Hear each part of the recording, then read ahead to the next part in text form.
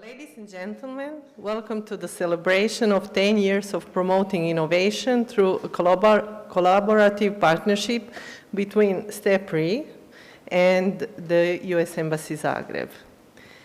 On behalf of STEPRI, I wish to greet all the guests and speakers who have joined us today in person here in Rijeka, just like I wish to greet our kind audience that joined us online.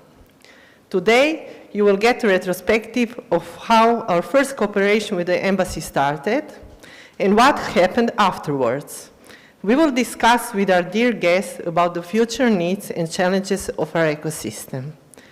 Before we start with the presentations, I kindly invite University of Rijeka Vice Rector, Professor Saša Zelenika, to address the audience. Please.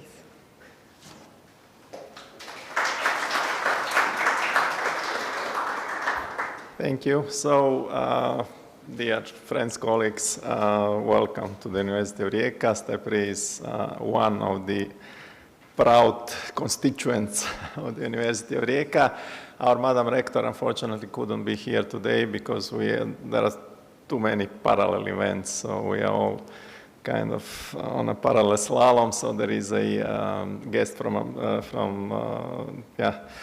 becoming a honorary, obtaining a honorary doctorate. At the same time, there is something in the town where she has then to run, and there is a event also at the Archdiocese where she has to be, so she will try to join us later if possible, but again, it's not everything in her control. Anyhow, 10 years, but as also on the slide is the first 10 years, so it's the beginning of a beautiful friendship, as Humphrey Bogart would put it. So it's an investment or a joint venture which is continuing. It has produced remarkable results, 200 partners which went through various forms of programs from 20 various countries, 2.4 million of dollars have somehow been engaged in all these programs.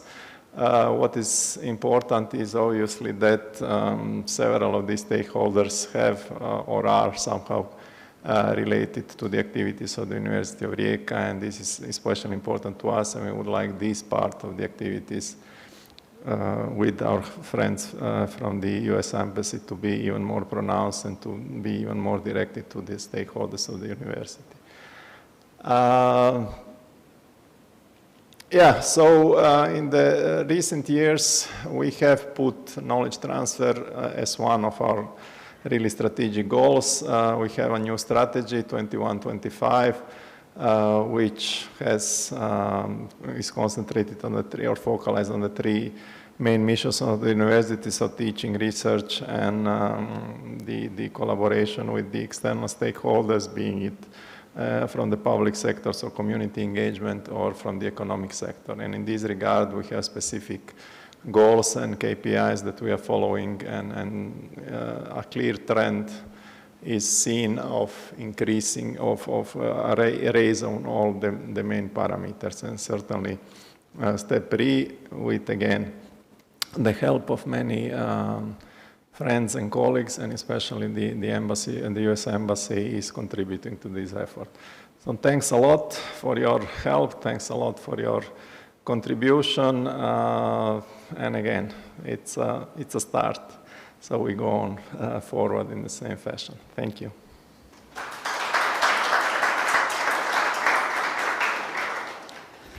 Thank you very much, Mr. Zelenika.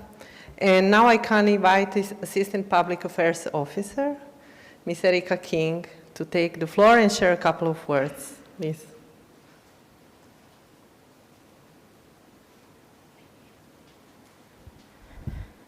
Okay, good afternoon, everyone.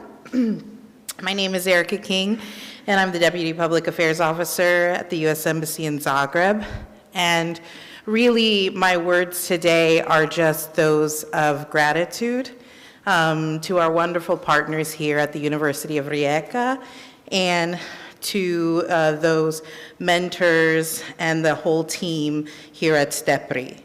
We're so grateful to the university rector and the vice rector for supporting our programs, for the STEPRI team led by Boris and Jana, and our mentors who have envisioned and shaped with STEPRI and us this program, namely Stevica, Tanya, Ivo, Mark, and Sasha, and all the others who have dedicated their time every year to nurture the next generation of entrepreneurs.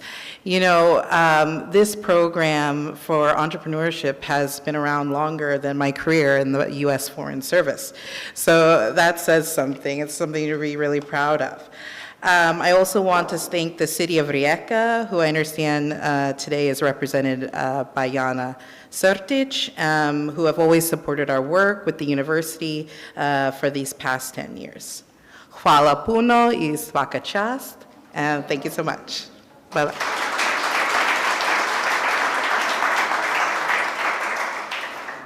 Thank you, Erika. And now, please, Boris, the floor is yours.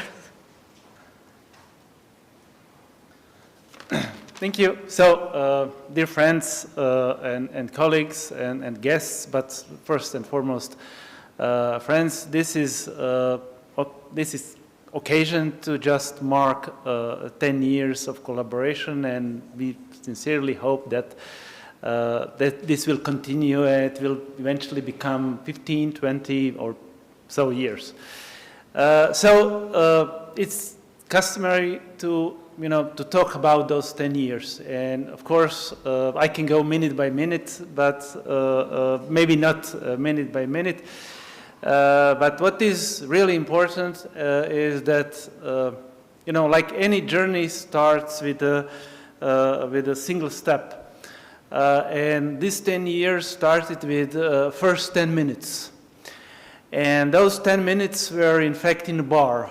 It was at the airport bar, we had a coffee. It was almost by chance when Vanya and Sonicinta, which was at that time public officer, had a coffee with me because they asked us to take and organize a second startup camp. The next time we met was the first day of the startup camp, and that was amazing from our perspective because we actually managed to agree everything that was important during these 10 minutes.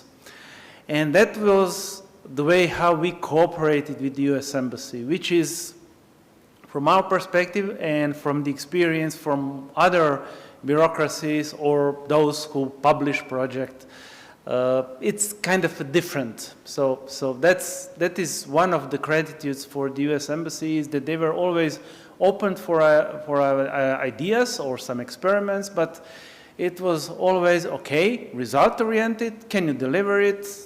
Okay, which are the costs, and if we are on the same page.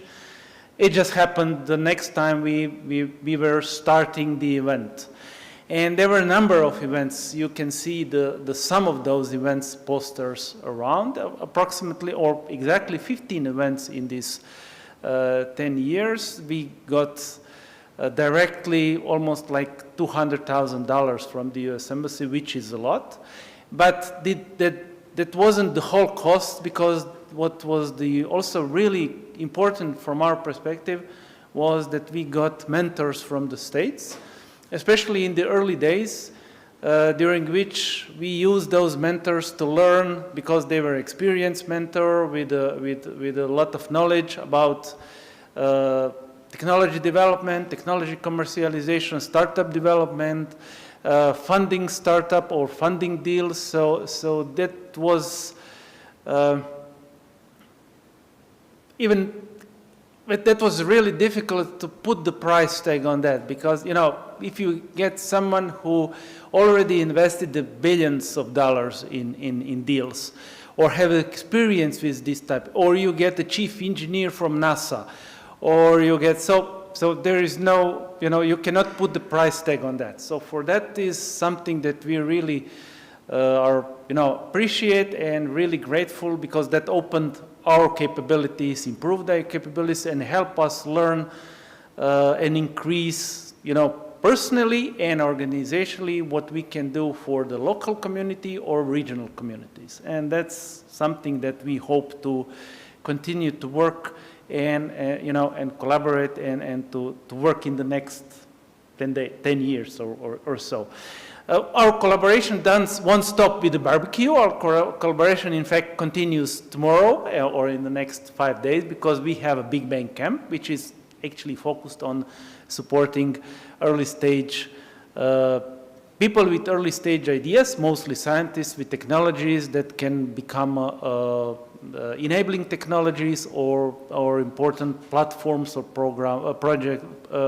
products or services that can be used also in other innovations. So we are already continuing with this 10 years participation. As you can see, we had the opportunity also to learn from ambassadors, which were also diverse, from the leading people of the embassy, from the various officers from the embassy. I'm really grateful also for that, because it wasn't just they came here to see how we are doing.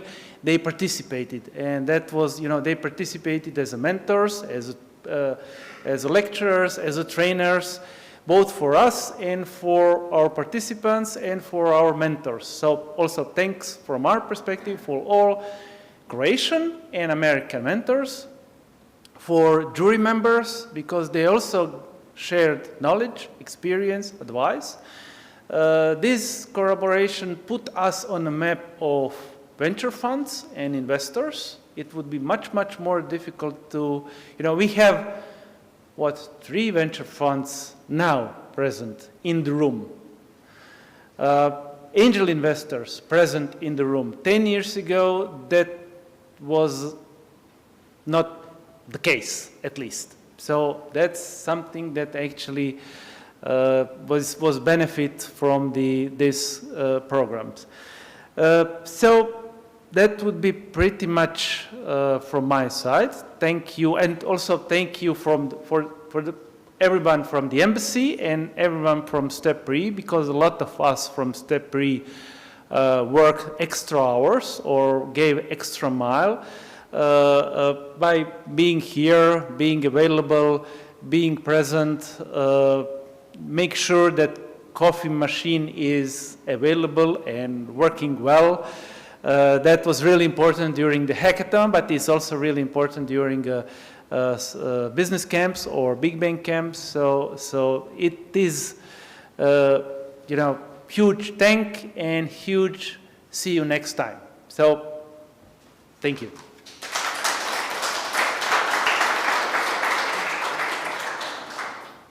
Thank you, Boris.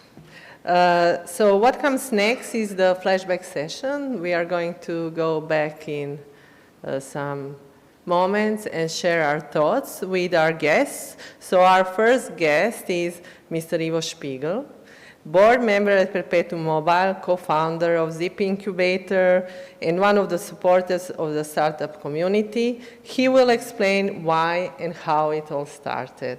So Ivo, I will share the Thanks, Jana, for the introduction, and it's great to see familiar faces. First, and thank you very much, of course, for being invited to speak here and for organizing this event, which I have no doubt is going to be a really wonderful event. First question, do we have a clicker? Excellent.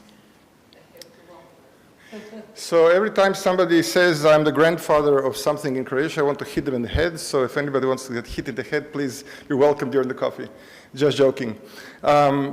Whenever I come here to Rijeka and to this university and to STEP-RE, I really feel super welcome. But there's also another kind of feeling, emotion that I get. I came with the car and look at the student center, and I looked at the pavilion where we are hosted, and thanks for that as well. And I always think the same thing. Why don't we have this in Zagreb? So why doesn't Zagreb University look like this? I won't go there. It's just something I wanted to kind of very briefly share. So back in the spring of 2012, 4 of us in Zagreb, Mihovil, Damir, Sasha, myself, were kind of frustrated. We had this itch And each was, there is not enough support for startups in the country. There are many talented people, but they're all scattered, between themselves, feeling very much alone. As an entrepreneur, you're always kind of alone. So we wanted to organize something, and we said, okay, let's do a startup program. We called it ZIP, and it became quite interesting, and I would say quite successful. And we also started trying to reach out to government institutions to provide some support. So we came to the University of Zagreb, and the guy from university, the vice rector, Bojan Baletić, said, we said, we need 100 square meters to have a co-working space. He said, well, we don't have 100 square meters, but look at this fantastic plan for Borongaj campus. Someday there will be 20,000 square meter building here, and you can have 1,000 square meters in the future. And we said, can we have just 100 square meters today instead of these 1,000? So anyway, then the next door we knocked on was the Ministry of Science, and there's a guy there who said, we'll give you a space, 100 square meters, it's a really nice space, we can't have it all the time, and you have to report to the porter because it can't be after 8 o'clock, and it's in the center of town, which Sasha particularly hated because he always paid the parking ticket. Whatever, fine. Anyway, it was Sasha, who was not Sasha Cvetojević, but Sasha Zelenika, who was in the Ministry of Science at the time and actually was the first person from, I would say, the government institutions that actually responded to our call for support and help. So Sasha, thanks very much for that. So I'm not going to go through a whole history. I'm just going to show a few slides from actually the very first startup camp. Apologies to our hosts because it's not from Rijeka, but I thought it would be interesting to kind of take a look. Let's see if I can. So this is the view that if you have a school, you don't know whether it's good or bad because it's a very beautiful view, but then again, 2 meters outside is the sea, and you're not sure how much you can focus on your work at the school. But anyway, this was the view from the building in Vis, where we actually had the first startup camp just a few months after founding ZIP. It was in, I guess, August of 2012. And this is that building. It was actually just before this was taken, very recently adapted by the Zagreb college called VERN, who partnered with the city of Vis to kind of refurbish this building. And there we had the startup camp. These are two of the mentors. Most of you know them. So it's Sasha Cvetojević and Mihail Barancic. At the first startup camp, our participants explained to us that mentors are actually supposed to be called dementors. So since those days, we really, we think of ourselves as dementors, and if anybody hasn't read Harry Potter, you should do that very quickly.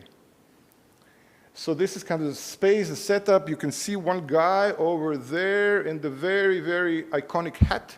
I was expecting this guy to be here, but he's not. It's actually Mark Crandall, one of our great guys and mentors through all of the startup programs and camps. And this guy you probably know, he's also in the room today, having also short hair like then. In the meantime, he had some longer hair. And he was Stevica actually being like the heart of the startup camp program from day one. And I think this was Stevica doing a kind of model pitch. So he had a startup called Habits at the time, and he was explaining to the participants how he would pitch as an example. And this is kind of what the room looked like during the panel, during the talks, presentations. And you here again, you see Michael, just to get kind of a sense for the atmosphere of the time. A bunch of people from this first program went on to create, I guess nobody built the startup they were pitching there, but many of them built some super interesting startups in the meantime, just like some of you who are here in the room. I remember later that next year we had Startup Island on Hvar, and there was this guy talking about the super intelligent wall plug. Guy was called Ivan Jelušić, I think, and we didn't really, wonder whether it's going to make it, but today he has some other company, some small company supplying, I don't know, some high technology to, I guess, Ukraine or somebody, I don't know.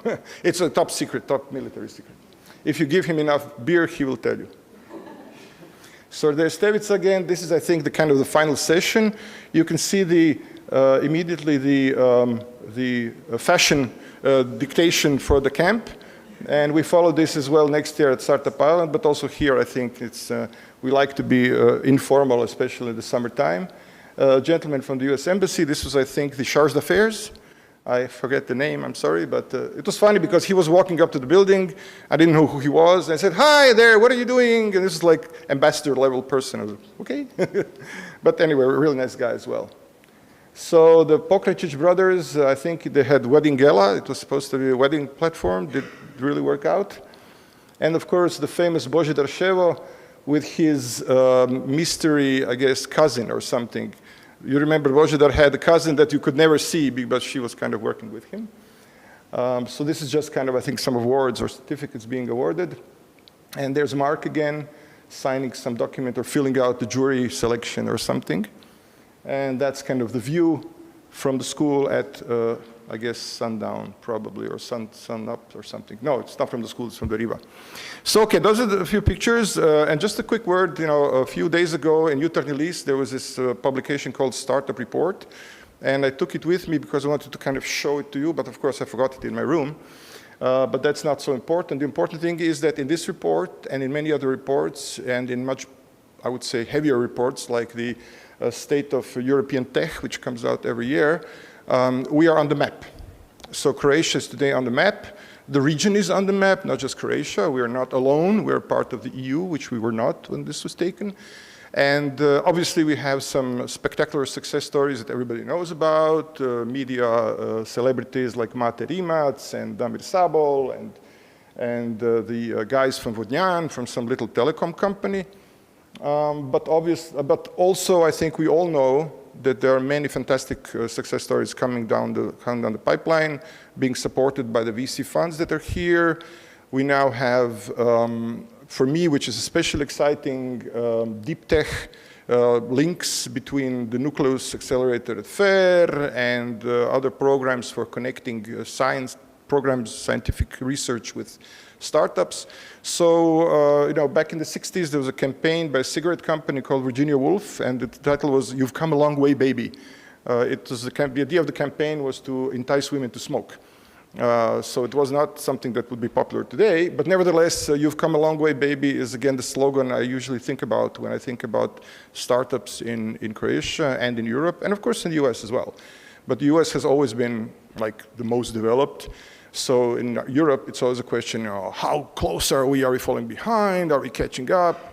But in any case, regardless of that comparison, in Croatia and in Europe, the startup environment is really growing and maturing. Sometimes people ask me, why is US ahead of Europe? And I tell them, guys, when the first VC investment was made in the US, it was in 1957 or something like that. And the whole environment around Stanford did not spring up all by itself. It was created, planned, and built up by the government and by industry in the United States. So it's not a coincidence that the US is far ahead because they started much, much sooner.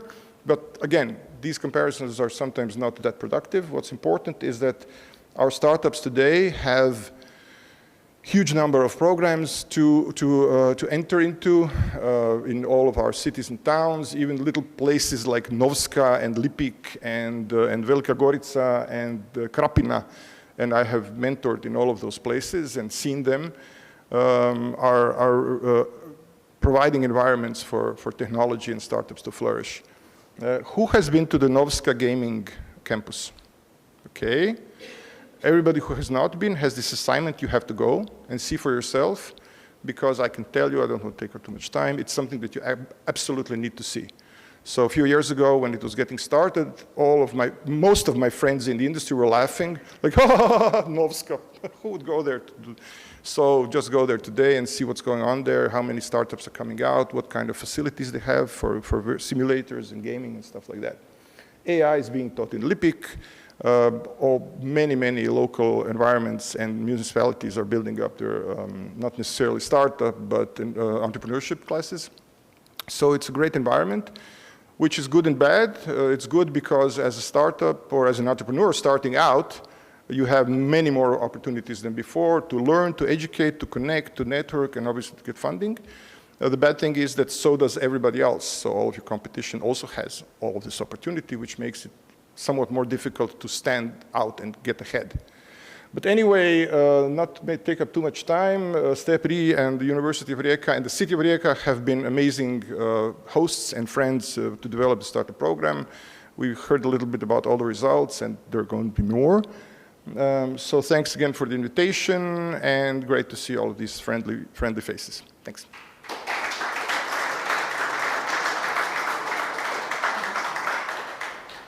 Thank you, Ivo. I have to say that we are also sorry that Sasha and Mark couldn't be with us. They shared the regards to all of you, so maybe next time. I know. I know. And Mark also had some things to attend which were really not capable, he wasn't capable to move. So I now invite Ivan Jelušić. He was the winner of the Startup Camp in 2014. He's the founder of the company Orca. At the time, it was MePlug, I think, Uplug. And he's now a member of the board of the Croatian Defense Industry Competitiveness Cluster. And he will for sure tell us how Startup Camp helped him launch his business. So please, Ivan, I will go there. Okay.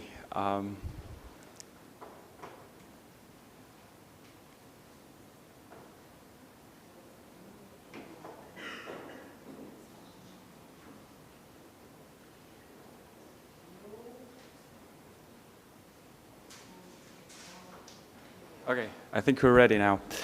So just a small correction. I don't think Startup Camp Rijeka was kind of my first event. It was the event where I started my entrepreneurial life. So back in 2013, which was the first startup camp, I participated with my colleagues from Osijek with the project called Manage HR. It was a project idea that we came up with at local event in Osijek, where Osijek startup scene was starting to develop, and 5 people that you see on a picture there actually came up with a solution to manage human resources in the cloud. It was a pretty cool idea. What we were lacking at the moment is we didn't have developers. We thought, hey, if we have a good idea and a decent business plan, we can make something out of it, which was not the case, but it led us to another startup idea that we created at the same location. So since startup camps were all about business and startups, but also networking and making new friendships. I've met Teodos Pejoski from Macedonia and Dario Filipai, who is I think from Zagreb or Varaždin. And during night hours of Startup Camp Rijeka, we developed something called Balkan Startups. We were big believers that the Balkan startup scene will, flourish, and we wanted to offer a platform for these startups to, show, hey, we're here. Of course, not much happened after that. Teodos went to Macedonia. Dario went back to Zagreb, and few months after the event, I also went to Macedonia. I did my first internship in Teodos' company. I spent there a couple of months, learned some Macedonian, and was like super excited to do my next big thing. Next big thing is Uplug. Uplug is, I don't know, I don't think it's humble to say, but I think it's kind of a legendary product, at least in my village where I was born. But this was the project that we, together with my colleagues Daniel, who I studied with, and Mitko Cabevski, who I met last year when I was at the internship in Macedonia with Terry's company. We started this company, I think we won second place. No, we won the second place. The Pronto guys were the first ones, the UK-Italian team. And what came up next after this second place, which felt like winning it, I went to Bulgaria, where there was one of the first venture capital funds that was investing in early stage. And, you know, on the wings of victory here in Rijeka, I raised my first round of financing. It was 25,000 euros, which I used to, you know, further develop product over the time. And until my age of 27, basically we led company to, you know, basically selling these products to about 15 countries in Europe. I have set up the production in Croatia, which was like, Croatia, you're doing hardware in Croatia. Basically, I went full cycle and actually eventually sold the company. It was not like a big money, but it was more than enough for me to be very proud and happy and to say that I did a full cycle. And what was more important at that time, by the way, take a look at this guy on the left. No gray hair, unlike today. But what was more important from, you know, winning the event and selling the company was the fact that I kind of got this idea and kind of a strong will to build products in Croatia.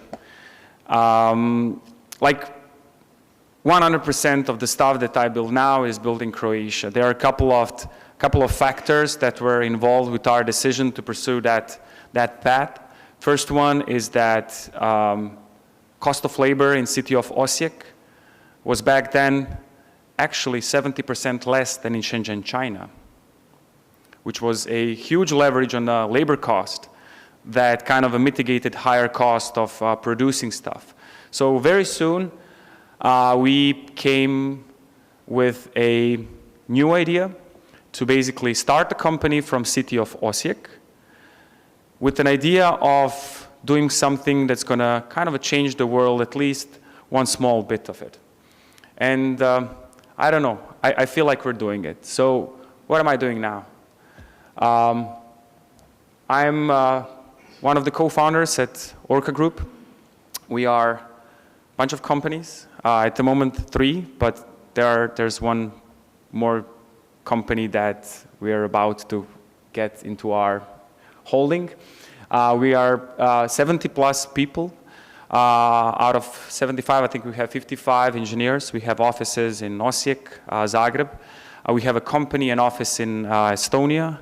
We have a holding company in Ireland, and we have an office in the United States where we do some pretty cool stuff.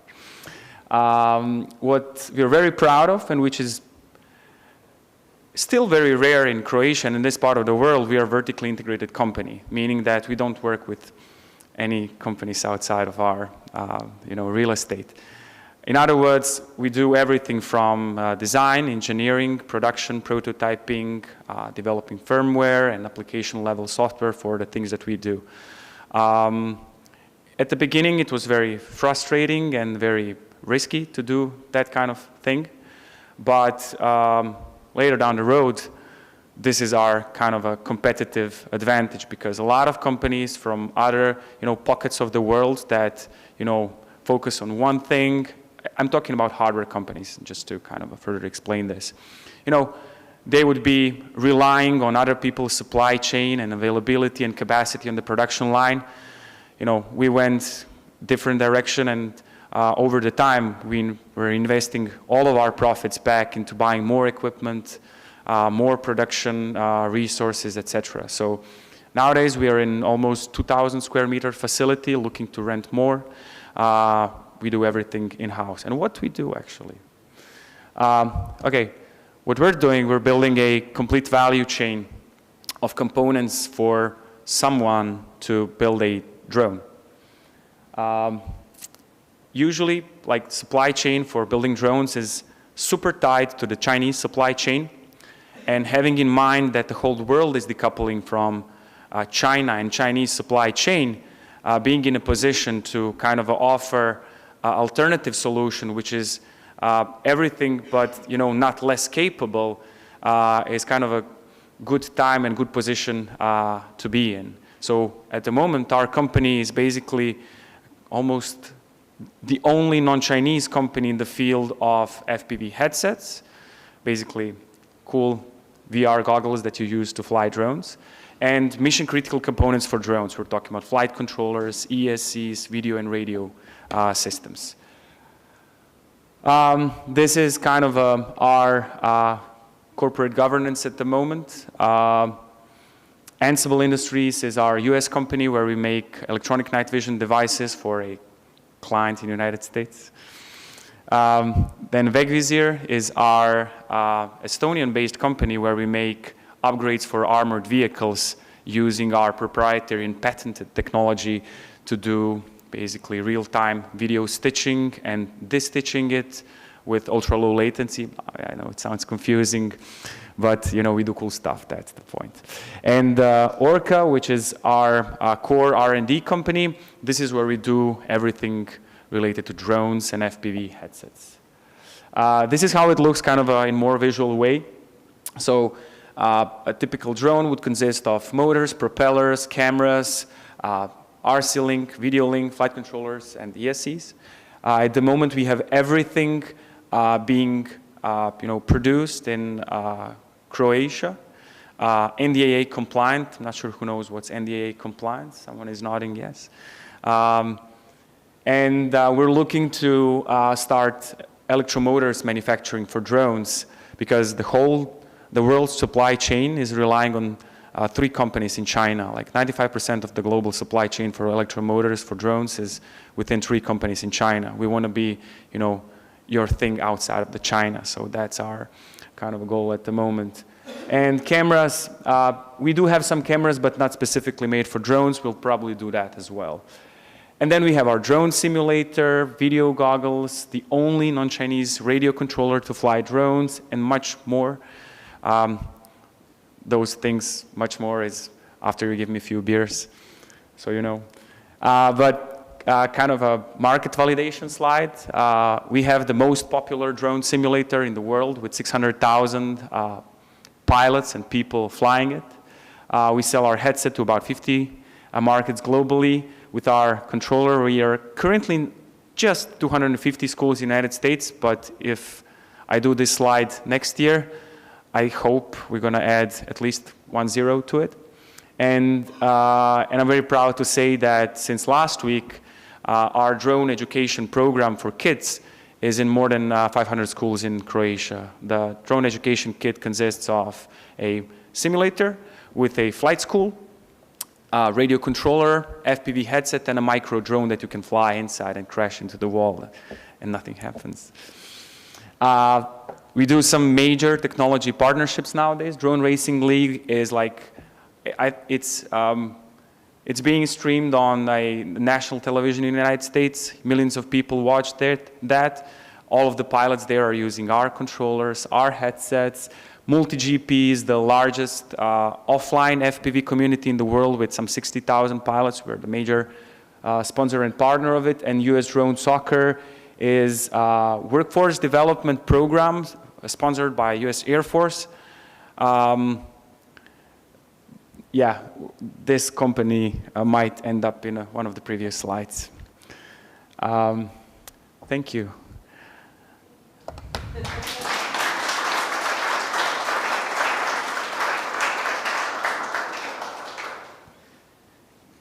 It's been like only 10 years, Ivan. So what can we expect?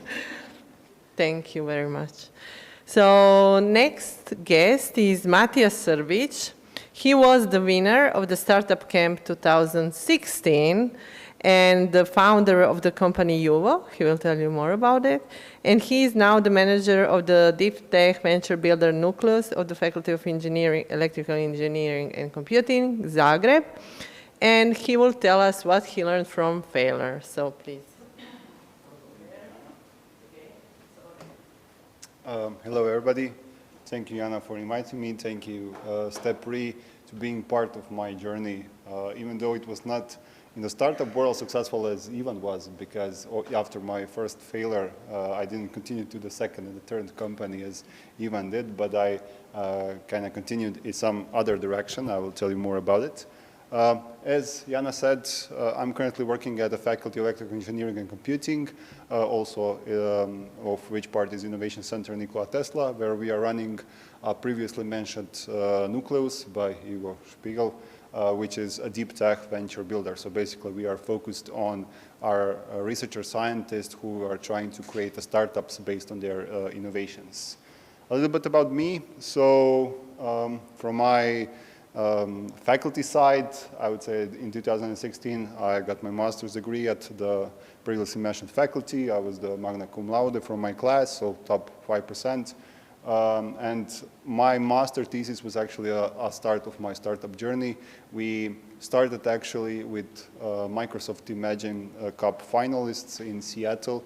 We were invited among I think 11 or 12 startups from around the world to present them what we are doing as a startup. And the same year, in 2016, I founded that startup, and I was the CEO of that startup for the following 3 years. At 2019, I decided that it's time to change something, and I got back to my faculty, and I became the program director of student startup incubator called Spock. And now, as I said, from 2022, I'm working at Innovation Center Nikola Tesla. We're running the new program for deep tech startups called Nucleus. Actually, it all started with this. So in 2016, as an engineer who has zero clue about design, this was the logo that I created in one of the free versions of Photoshop. You're streaming, maybe recording, so I cannot say it was pirated version. So basically, we wanted to create something for the market that we don't understand, with the technology we don't understand and we didn't use, and trying to tackle the problem we didn't know anything about. Uvo actually comes from the Latin word uvo, which means to guard, to protect, to support. And the idea behind was that we started with a problem, actual problem, which was kind of got in the mainstream media in 2016 from the association called Make Safe Happen. Actually, the big brand called Nationwide was behind it, and it was a story about how many children are actually injured and die in accidents, from accidental injuries in home. So the good thing that we did when we started working on startup was we started with the actual problem that exists, but I'll show you some other things that we didn't do so good on that journey. So what we actually did was we had this plush toy that was, and we had a hardware, we had a sensor that was based on the ceiling, we had a mobile app, we also had some sneaky toddlers for testing, but the idea was to alert parents when the child starts moving towards the less safe areas around the home, like kitchen, bathroom, balcony, swimming pool, or similar. Our idea of the solution was that when we recognized that the child entered some potentially less safe area in the home, we notified the parent through the mobile app, but we also turn on the sound of parents through the plush toy. In our mind, that would work perfectly, and the child would start playing with the toy, but that never happened. The reason behind it is that we didn't test it with the parents. The actual need was there. The market was wanted to do something like that because in the US we saw that there's a huge investment in the baby-proofing products, and we saw this as a continuation of the baby monitor. We thought about it as a toddler monitor. Besides us testing the product, we also had really sneaky toddlers as a part of our team that were testing it, that we could kind of try to make the sensor actually work. The idea behind what is that it can recognize the child by the height. And our journey started with a great team. In that time, we didn't have any experience or knowledge about startups, about business. We were actually good friends with a different backgrounds. So there were people with some economic knowledge, there were people with some engineering knowledge, with software, hardware development. There were moms who borrow us, the children, to test the sensors with. So in our mind, it was a great bunch to try to do something, but in the reality, we were not capable of doing or delivering what we actually thought we were going to do. You can also see that plush toy. You will see it a lot on other photos because it was kind of our mascot that followed us around on the different events that we went through. We were good friends. We spent a lot of our time in Zagreb in Hub 385. That was our other home during the weekends, during the late nights. So actually, all of those team pictures before were actually there, where it was also our testing facility. What we did good, I would say, was prototyping, where we kind of do it through iterations, where we started with something off the shelf that you can buy. That was in that time very popular Raspberry Pi, Arduino, and other hardwares that you can get, and anybody could code something on it. So we started with that. After that, we saw that this is not the good usage of the sensors, that we knew some other sensors, and we switched from proximity sensor that were measuring the height to the movement sensors, which were actually passive infrared sensor that you have on any automatic doors. That's why we bought some really cheap sensors from, I think we didn't bought them. We told to guys on Alibaba that we want to test it, to buy like 10,000 of them, but try to sell us the first 2 samples for free. It worked, so we got that on the second picture, the true free ones. We kind of hacked them and put our controller on them and to see what is happening. On the third one, we actually then switched the custom-made electronics with ours because we needed more things to do, more customization. On the prototype 0.8, we added additional sensors to kind of reduce the number of false positives, and in the end, we started the printing our own stands on which we put our sensors. There was also not just the hardware, there was part with the optics, because you have to have like a specific lens that creating a specific, like really thin curtain on the doors so the child can move around it and not activate it when it's playing around. So I would say this is the thing that we did good. What we did bad with the prototyping, it took us too long time to kind of get to the real version that could actually work. We kind of we did it too complicated at the start, and we didn't actually understand what we are doing. So through different events and hackathons, we kind of get to receive the feedback. We try to improve. We started with several Microsoft events. As I said, this is from Seattle, the Microsoft Imagine Cup Finals. This is here in Startup Bootcamp 2016, where we won. You can see also a lot of familiar faces over there. Then we received some first grants, again, some Microsoft events and WinDays. We were part of at the podium at Maribor, which is also a huge startup event.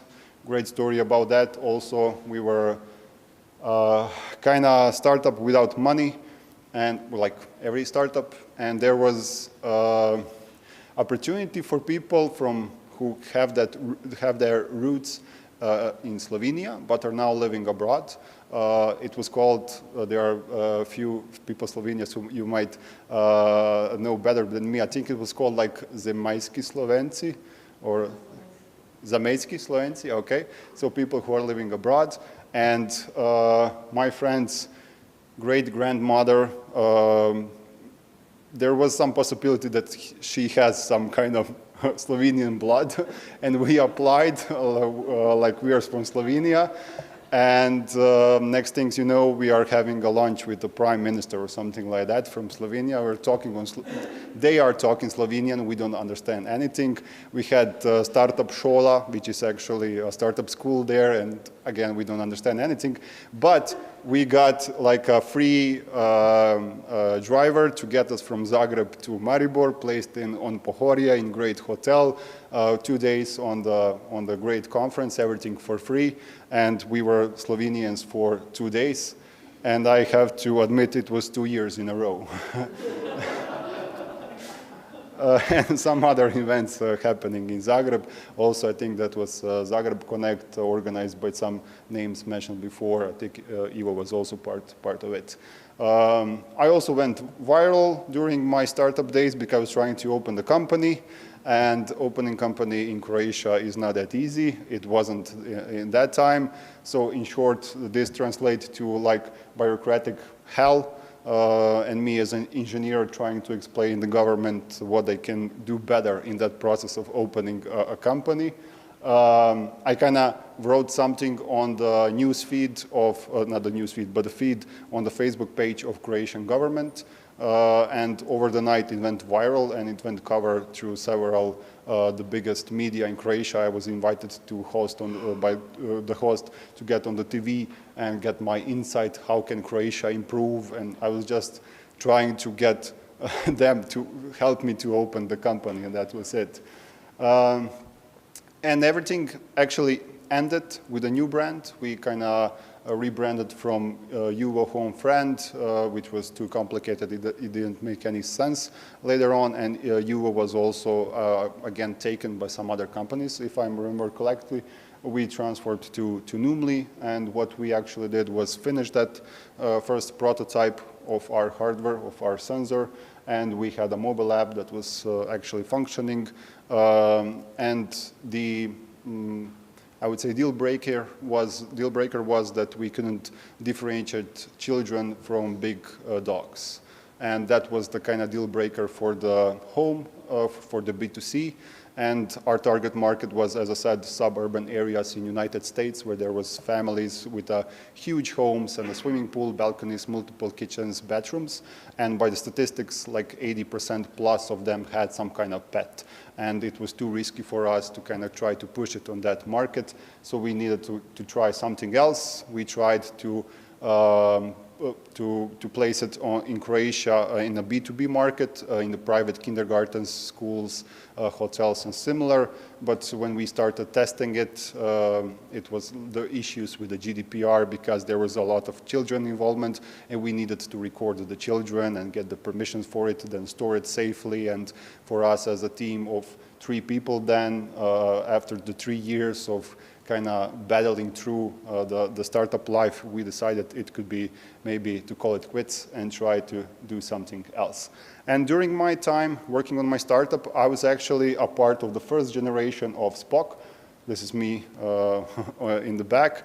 There were 4 startups, including us, as Spock was student startup incubator at my faculty where I graduated, and we went through that generation, through that cohort of startups. And I saw that there are some opportunities that I can transfer my knowledge of early stage startup development that I learned through the practice, to my experience, to that program and try to improve it. So basically, I got back to my faculty, enter in the office of the person who was responsible for the program, and I said, I want to become the coordinator of the program. This is my plan, how we can improve it. And there in 2019, my journey with a Spock Startup Incubator started. They gave me the opportunity. They saw that I'm willing to work for a minimal wage and that I am motivated to try to do something. And they say, hey, what can we lose? Let's try to do something. And this is me again, but this time as a program coordinator with my own cohort, with the startups coming not just from our faculty, but the whole University of Zagreb, where were multiple faculties involved, and not even just students, but we kind of getting to transform it from student incubator to the deep tech or the research and science incubator.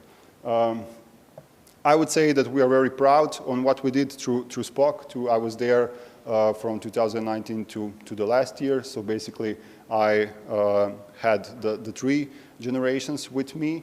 They were doing a bunch of different stuffs, from hardware, from chemistry, from software, from robots, from tissue scanners, something to kind of reduce the energy bill and similar. They were very, I would say they were very good at it because that was the scientists who just started working on their own startups, and they just won the thing after the thing and receive a lot of grants. And I would say some of them are even now still working on their companies. We have 3 of those spin-offs from that time that are still active live and working on their startups. And as you can see there, we on the top right photo, we got back to the crime scene, to the podium, but this time legally, and we paid the tickets for our own startups that we brought at podium. Just a little bit in the numbers about us as a program. We worked with more than 225 participants. We had more than 30 mentors, and as I said, they received a lot of other investments or grants for their startups, and in the last 2 years, we created 4 spin-offs in there. One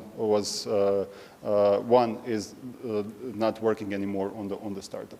And we started with many partnerships during that program because the community, startup community in Croatia, saw that we are getting results, saw that we are motivated, that we are ambitious, and that we want to create something great.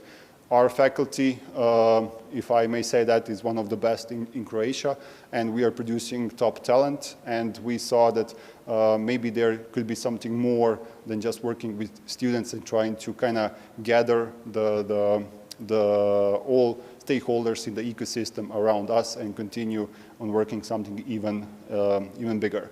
During my time at Spock, I also started one international project called CogSteps, which was the startup education and support for PhD students, researchers, and scientists. We collaborated, it just finished like a month ago. We collaborated with partners from Slovenia and Austria. And during that time, we had a great time. 2 boot camps in Croatia, in Zagreb, 1 boot camp in Ljubljana at Ljubljana University Incubator, and 1 at TU Graz, our partners there for like Science Park and Grudus Garage. So the idea of that was to kind of test the waters with researchers and scientists. As you can see, all of these people here are employees of different faculties and universities. That was the kind of mandatory thing on the project. And we saw that there is a lot of interest for startup education, and there are some great things or some great innovations that can be developed as a spin-offs coming from the faculties. And the program itself, Spock, evolved. In 2020, my first year on the demo day, this was the audience. Having said that, it was the Corona year, so we didn't have to. We have like something to say in our defense that there was not big crowd. We had some people online, but again, it was like 10 people being online. Year after, we started to kind of building the crowd that was interested in what we are doing in the program. In 2022, we got an almost full room, and we needed to kind of move somewhere else. We then find the bigger room on the faculty, and we fill it up again. And this year, we needed to search for the next venue to be able to fit everybody who was interested to get on our demo day, where we presented what we are doing and what our startups are doing. Maybe you can see in the back, there's something orange. That orange thing is our new brand, our new program called Nucleus, which we started last year, the Deep Tech Venture Builder. As I said earlier, we saw the opportunity to kind of be that connector, to gather all from startup ecosystem to start collaborating. Because Croatia, I would say, is a really interesting country because we have 2 unicorns, a lot of successful startups, and we have, in my mind, no startup ecosystem. The reason behind that is that we have all the ingredients, but we don't collaborate enough. We are not connected. We don't share the same vision. We don't have the joint programs. And we saw that there is an opportunity to connect all those research organizations that can provide talent, the VC funds that can provide the money, the huge companies and market leaders that have a knowledge about sales and accessing the market, and they understand the real life problems. Again, startups who are good at attracting the money, testing, validating, and all that knowledge put together. We get the Nucleus. So basically the Nucleus is the program that connects all of those systems that work, I would say, pretty fine for themselves, but together I think that we are capable of creating the structure for serially producing the new deep tech startups. I would say that we were very successful even just in the first year with it. We got, as an organizer, my faculty and innovation center, Nikola Tesla, we got some other faculties on board from the area of manufacturing, chemistry, agriculture, medicine, and similar, biotech. Then from the industry, we kind of attracted huge names like Infobip, Rimac, our two first unicorns, and some other well-known companies in Croatia. For the next year, we plan to have it even bigger. And we also got great supporting partners. One of them is, of course, the US Embassy, with whom we had a great project this year. And we brought some great mentors from Silicon Valley, from a company called IDEO, which is like the leading world company in the design and actually the creator of design thinking methodology. Fun fact, my co-founder in Uvo is the guy who is working in that company in Silicon Valley, and through that connection we brought great guys from Silicon Valley as mentors, and thanks to the US Embassy we got the money to actually pay their trip to Croatia. We also saw this opportunity as to kind of create the ambassadors of our brand. And from the science side, we really have great experts at our faculty in the area of robotics, energy, artificial intelligence, and similar. And we have them like our advisor committee from that science and tech side that can help our startups to kind of get on the right path and tell them what is possible and what not. And from the business side, I think you know most of these guys here. Mate Rimac, Isabel Jelenic, who is the founder of Infobip, Alan, Damir, they sold their companies for a huge amount, and some other great people who are also very active in investment and fundraising or VC scene, or they are running the similar programs like we do. Number of mentors, again, some familiar faces here, but it grew. So basically, there's, I think, 36 or something like that on this picture. Now we have 40 plus, and those are all great people who are actually teaching other people based on their own experience, not something what they have read in the book, but something that they experience through working on their own startup, on their own business, or working with other startups in similar challenges that our startups are facing. I'll not go through too much detail, but this program itself is divided in 3 phases. We are firstly trying to help our researchers and scientists to understand what are the startups and how to validate the idea. We are also connecting them with the right partners, with the right mentors, and with the right people from other either faculties, if it is a multidisciplinary team, or business person if they don't have any experience in that area. In the second phase, they are actually validating their idea, and they are getting educated about those specific things regarding the startup development, like business development, fundraising, pitch and storytelling, IP management, and similar. And now, in the third phase, which we're currently working on with 4 startups now, we are focused on the business and the product development with them, and we are working individually with just 4 teams in that phase. Just in 1 year, we had 9 deep tech teams, and they are already over the 200,000 of investment. Some are grants, some are from the VCs. As I said, many mentors, and you saw the list of partners. Similar picture, but now it's more focused on, as I said, on a deep tech and research commercialization. So we have, again, everything from the guys that are creating solutions for rally drivers and rally races, fixed wings drones. We have medical devices. We have the algorithms that can help in increasing or speeding up the process of creating new medicines. We have a lot of exciting things that a lot of people from the industry are willing to come and see what is happening at our faculty. And as I said, we had a huge media attention because we attracted some of the best people from the ecosystem to work with us. And I'll finish with this because this is the most recent thing as it is, because this week we hosted 12 startups from Europe to come here in Zagreb, and we provided them a boot camp.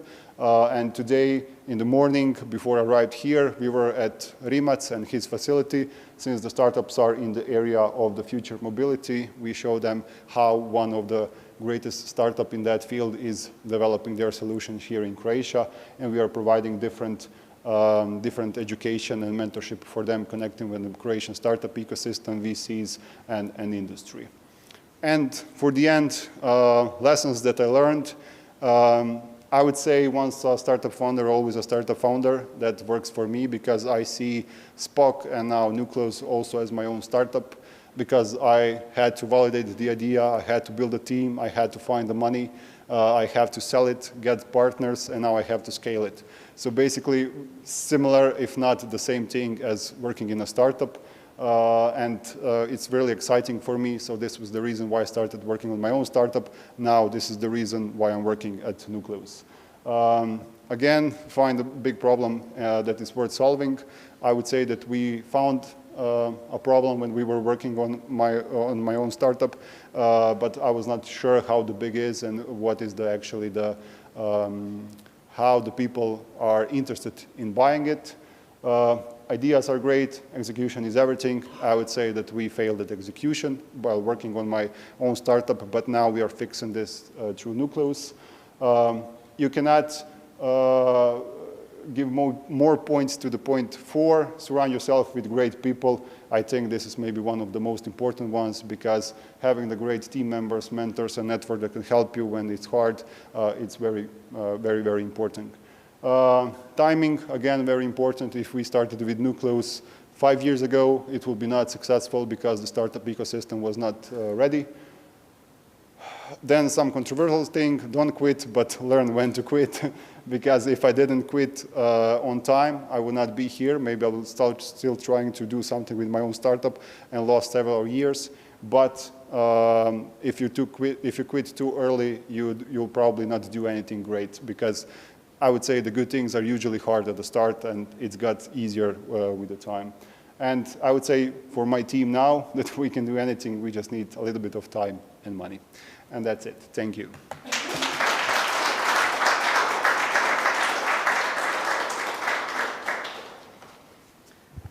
Thank you, Mattia. Now we are going to talk about the future a little bit. So I would like to invite the moderator of our first panel, Trends in Future Financing, Stevica Kuharski. Can you join me? He is the partner in the biggest national VC fund, Phil Rouge Capital. And the panelists today with us is Aleš Pustovrh. He's a partner at Phil Rouge Capital and one of the founders of ABC Accelerator in Ljubljana. Then Vedran Blagus, where are you? The principal at South Central Ventures. And Nina Dremel, a lady, finally, president of Business Angel Slovenia and partner at Vesna Capital. So I give the floor to you. Hi, everybody. Here you go. Jana, thank you for introducing us. It's a pleasure to be here.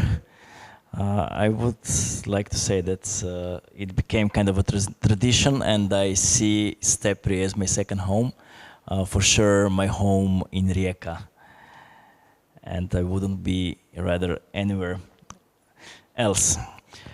For this panel, we have 3 distinguished guests, 1 lady, 2 gentlemen. Guys will be sharing the mic, so the 2 of you will be sharing your mic, and Aleš will be sharing mine. The topic is general financing trends. Now, this sounds very posh or very vague or very mysterious in that way. With that in mind, Aleš, could you tell us more about general financing trends and what do you see as the most significant part, considering that you come from academia and investment sector? Yeah, thanks a lot, Stevica, and thanks a lot, everybody, for inviting me here. I'm also very happy. Every time I come to Rijeka, I feel at home here as well.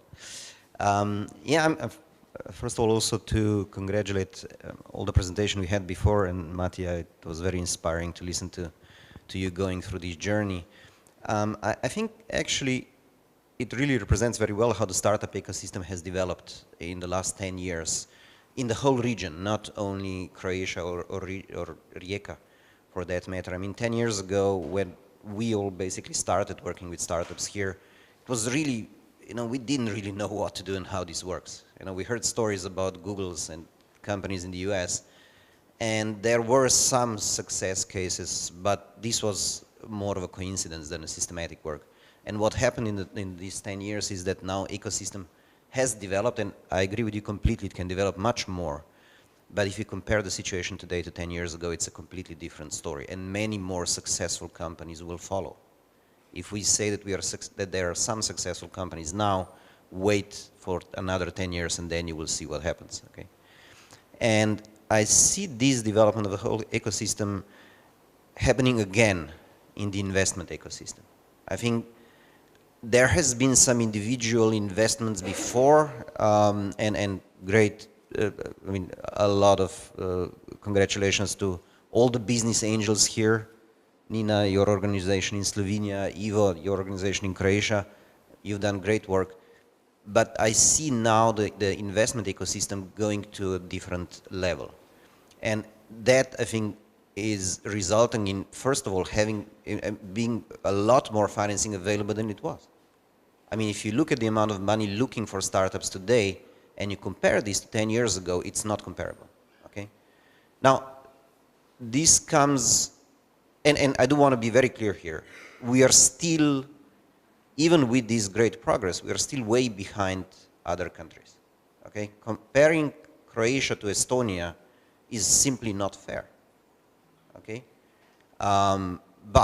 So there is still a long way to go, but we've done a lot already, okay?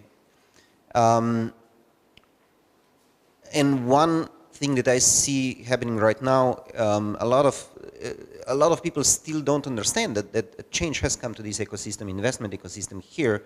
So they talk about trends in the United States. There is half less VC investment in the United States today than it was 12 months ago. Well, yes, but that is not really relevant to Croatia, is it? Not many Croatian startups are actually raising money in the US. There are a few exemptions, but a lot of Croatian startups are raising money in Croatia. And I'm arguing that today there is more Croatian money available for investments than ever before. I'm not sure if I answered your question, but it's a beginning. I believe the takeaway, what you've said, is that 10 years ago, startups were developing in Croatia and the whole region. And this decade is kind of reserved for investors, for development of investment stories and investor stories. Now, Vedran and Nina, starting with Nina, could you share your perspective on that matter? So first of all, also thanks from my side for being here. So I would just say it's not 10 years of the beginning or some history. It's, I believe, the start of something new. It was just a training the last 10 years. We also tick the quotes today, so thanks also for that. Having a woman on the panel. But regarding the investments and Alesha's point, I do agree there is much more money available, not just in the region, in Europe itself. Surely we do not need to compare ourselves to USA because this is also totally different investment world. What we are forgetting is that not just Croatia but also Slovenia and the region, we are lacking of venture capital knowledge.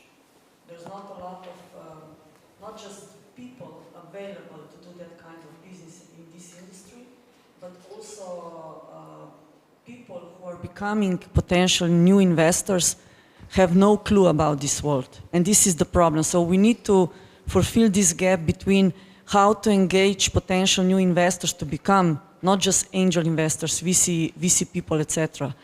On the other side, on business angel level, at least I can say for our region, the status of angels is super changing. We are not angels anymore. We are so-called super angels, meaning especially this region, the average ticket that angel investor is investing is comparable to a VC fund.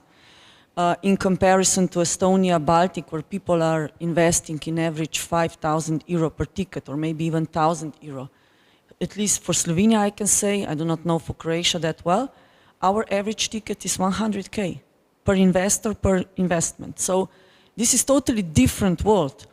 And more, because we figured out that if we want to survive as business angels, because we are the step before VCs, and step after public grants, we need to start acting more as VCs. So we become much more organized, we become much more professional. We are super paying the ass to startups with due diligence, with everything. So it's not just like spray and pray logic anymore, but it becomes much more complex. And I believe that, yes, money is super available, but it's super hard to get money for good investments, because my humble opinion is there is not good enough startups currently available, not just in Croatia and Slovenia, but in a region. People are just not hungry enough today. But hopefully this will now again change in favor to VC investors. Thank you for this. This was super insightful from Nina, and I'm really happy to see and hear that Slovenian business angel ecosystem and scene is working so well compared to Croatia, unfortunately. Vedran, what would be your view on the significant trends? I mean, we've been on the market for the past 15 years. First as a Slovenian fund, another name, then the past 8 years in Croatia as well with the office. I remember, so I've been with the fund for the past 6-7 years. Back then, you know, getting a startup in a pipeline that does any revenue was like, wow. Now we were like thinking whether to invest in a company that's doing 100,000 a month or 500,000 a month, so it's completely different.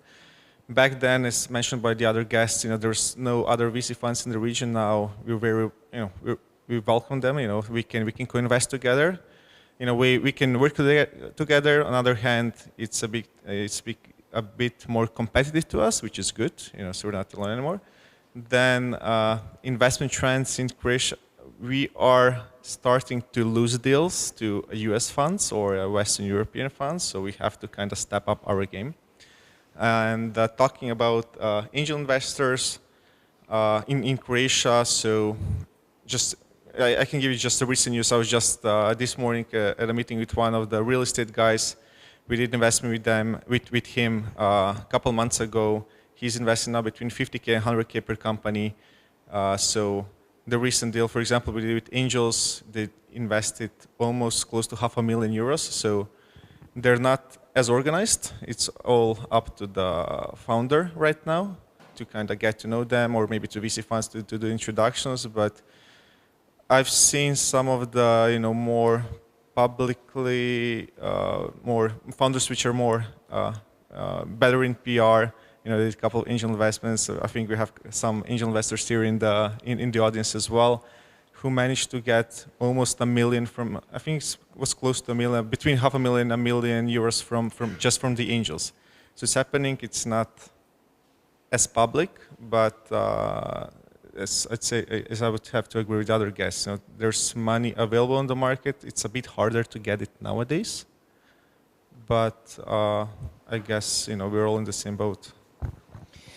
Okay, could you tell us what strategies do you employ to ensure growth of technology-driven startups in your portfolio?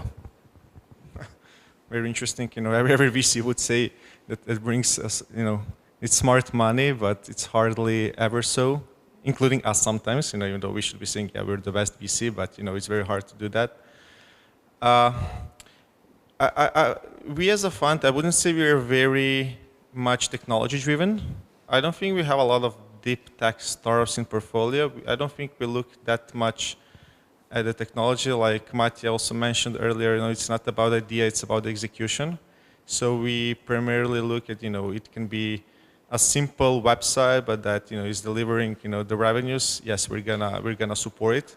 So we're we're less keen on looking at technology, more keen at building a global product that would be used, worldwide. So just maybe a little comparison, like before, it was mostly startups just solving a local, regional, whatever problem in Croatia or the region. Right now, I'd say that 90% of startups that each of us see nowadays are solving a global problem, and it can be, like Ivan said earlier, Orca, who's based in Osijek, they have a subsidiary company in the US, working with US customers, Western Europe.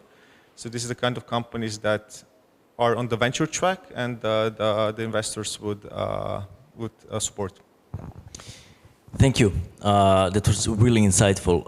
Nina, considering that you do very early stage investments, how do you implement impact metrics and ESG strategy with your investment? Is that the crucial part of your investment decisions?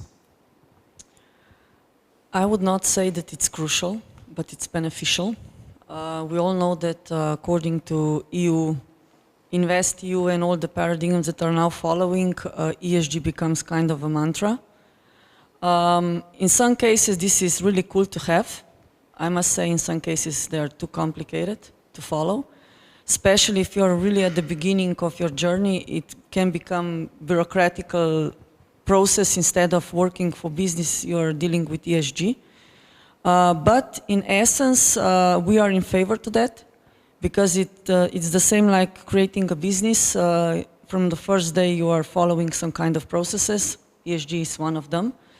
But instead of just measuring specific stuff, I would rather put it as an umbrella. So having it in a vision, in a mission, and in a mindset. But also, what we are observing, more and more startups who are having at least some kind of small component of this ESG can easier get investments, and also they can easier get especially some kind of public money that is available on a EU level. So in our stages, because we are angels, this can be pari passu matchment, or this can be just matchment with our investments, and it's also kind of showing the path how the startup will develop. So yes, but not in the same level like VC funds needs to follow it. But I would say that at least for EU startup, this will become must-have in the near future. Thank you. It basically already is, because everybody needs to take care of ESG, especially all the whole social ecosystem with this. Aleš, considering you're a partner in currently largest focused on Croatian companies, venture capital fund. Do you see the difference between startups coming from Croatia and the other countries in our vicinity? So a short answer is no, but that's a good thing, because I think, and I do honestly believe that we were all a bit surprised by how many good startups there are. I mean, for a while we were expecting that maybe there is a backlog of good startups that simply need more financing, and after a few years that there will be just a handful of those left. And actually, realistically, we're getting more and more applications every year, and I'm pretty sure that happens with all the funds in the region. So, people sometimes ask me, startups, is this a buzzword? Is this something that's going to go away? No, more and more startups are emerging. A lot of them are second or third time founders, like Matija there. They know exactly how to do stuff, and they know what they need to get from us in order to succeed. So I'm very optimistic. I think we have a lot of good startups in Croatia. We had a lot of good startups in the whole region. And the quality of these startups is getting better. Now, I do have to say, that doesn't mean that all of them are good. We see many, many strange startups coming to us. But this happens, this is expected, okay? But we also see some outstanding startups coming to us, knowing exactly what they need, telling us exactly what they will do, and then executing this and doing even more than that. So the average level and experience of startup founders is actually increasing, as well as the number of startups is increasing. Maybe let me just say one thing. So I've been in VC for the past 6.5 years. When I joined, we from a Croatian office, we were very jealous at back then in 2017 at the Slovenian ecosystem because there was so much happening. There was the first unicorn, the X like that. Then Serbia kind of overtook this position. There were so many startups, so many funding came there, a lot of events. And then, for example, I was at the beginning of this week in Belgrade with part of my team, and I told them, hey, I'm gonna be, this Friday I'm gonna be in Rijeka. Then, there's another conference coming up next week, like InfoWeb Shift. Then yesterday there was something in Zagreb, and now I think Croatia in the region, because we have quite good overview. We have offices in Ljubljana, Zagreb, Belgrade, and Skopje, so we kind of cover the whole Western Balkans. And Croatia, in my opinion, kind of overtook this, the first spot of like what's happening in the ecosystem, how much is being developed, how much is being invested, not investing in terms of money, but also education, the workshops, and so on. And then, then we had a Croatian VC fund that invested like in 100 plus startups. A lot. I would say in the past 3 years, a lot has happened, the good stuff. I think the era of Croatian ecosystem started when the COVID hit. With first Axis, it was like the Nanobit, it was 5. It was Rimas raising a large funding and some other guys. Now it's Photomet. So now we have the other guys from the region kind of being, in my opinion, jealous, for the Croatian ecosystem because, there's a lot of funding, a lot of good players in the ecosystem from incubators, accelerators, university now as well, angels investing in companies, VC funds investing together. So yeah, just a little note. No, thank you so much because you basically answered my question for you on that topic. So Nina, how hard hands-on are you with your investments as a business angel investor? With my personal investments. Oof, with some a lot, with some zero. Depends. But this hands-on can be really tricky. None of the investors who has a portfolio cannot be hands-on. This is, in the end, quite bullshit, sorry my language. It's kind of a buzzword to do the sales and promotion. Yeah, we are hands-on. But in reality, you cannot be. What really matters is that at the beginning, when you start observing the team, before you even decide to invest in them, that you set quite good rules on the table. How you will work together, how, in essence, after investments, how they need to act towards you. So what do you need from them? Because in the end, all this reporting and whatever is put in place, it's not because of us, it's because of the founders and CEOs who are leading those companies. Because in the end, they need to know what they are doing. So they cannot come after 1 year, okay, I'm running out of the money. So what on earth have you done? How did you lead your company? So all those metrics and relationship stuff and everything needs to be put in place. So if everything goes well, you pretty much are not even involved in the development of the startup. Where you can be hands-on is not after you invest, because there is usually quite hard, especially for angels. Or in some cases not, so they can be super involved, depends of the sector and everything, that you can return back to the ecosystem. There you can be much more involved and doing some kind of one-to-one mentorship sessions, maybe 1 hour, 2 hours, etc. But at portfolio companies, yes, some of them need the help, then you can focus on them, but in general, it's no hands-on. Thank you. At the very beginning, Aleš told us that there is a thing with evolving ecosystem and evolving investors in this region. Aleš, what would you recommend to entrepreneurs, young entrepreneurs, not by age, but their years in business, how to position themselves to attract, for example, VC investments? Yeah, it's actually relatively simple advice.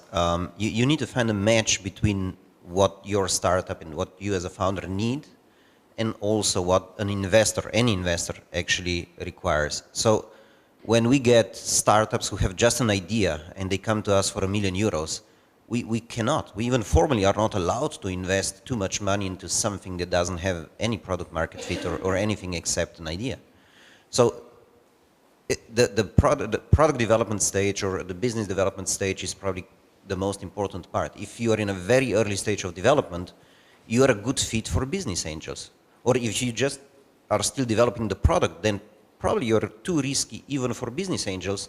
That means that probably you're going to have to look for public grants.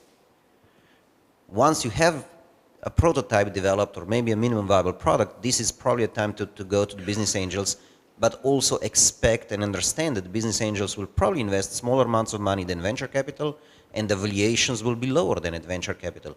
Once you have revenue on the market and you start growing fast, this is the time when you go to venture capital. This is where we put, as venture capital funds, we put in more money at a bit higher valuation to fuel your growth. You know, venture capital is like you put gasoline on the fire, but you need to have the fire first, okay? So this understanding of which stage of development you're in is crucially important, and this is where we see a lot of mismatch. I've seen a guy yesterday, and he was pitching an idea to me for 1 hour, asking for 1.5 million euros. And this idea was completely crazy, never gonna work. And I really mean that in a technological way, it cannot work. And he was complaining a lot why we don't give him 1.5 million euros for this idea that will never work.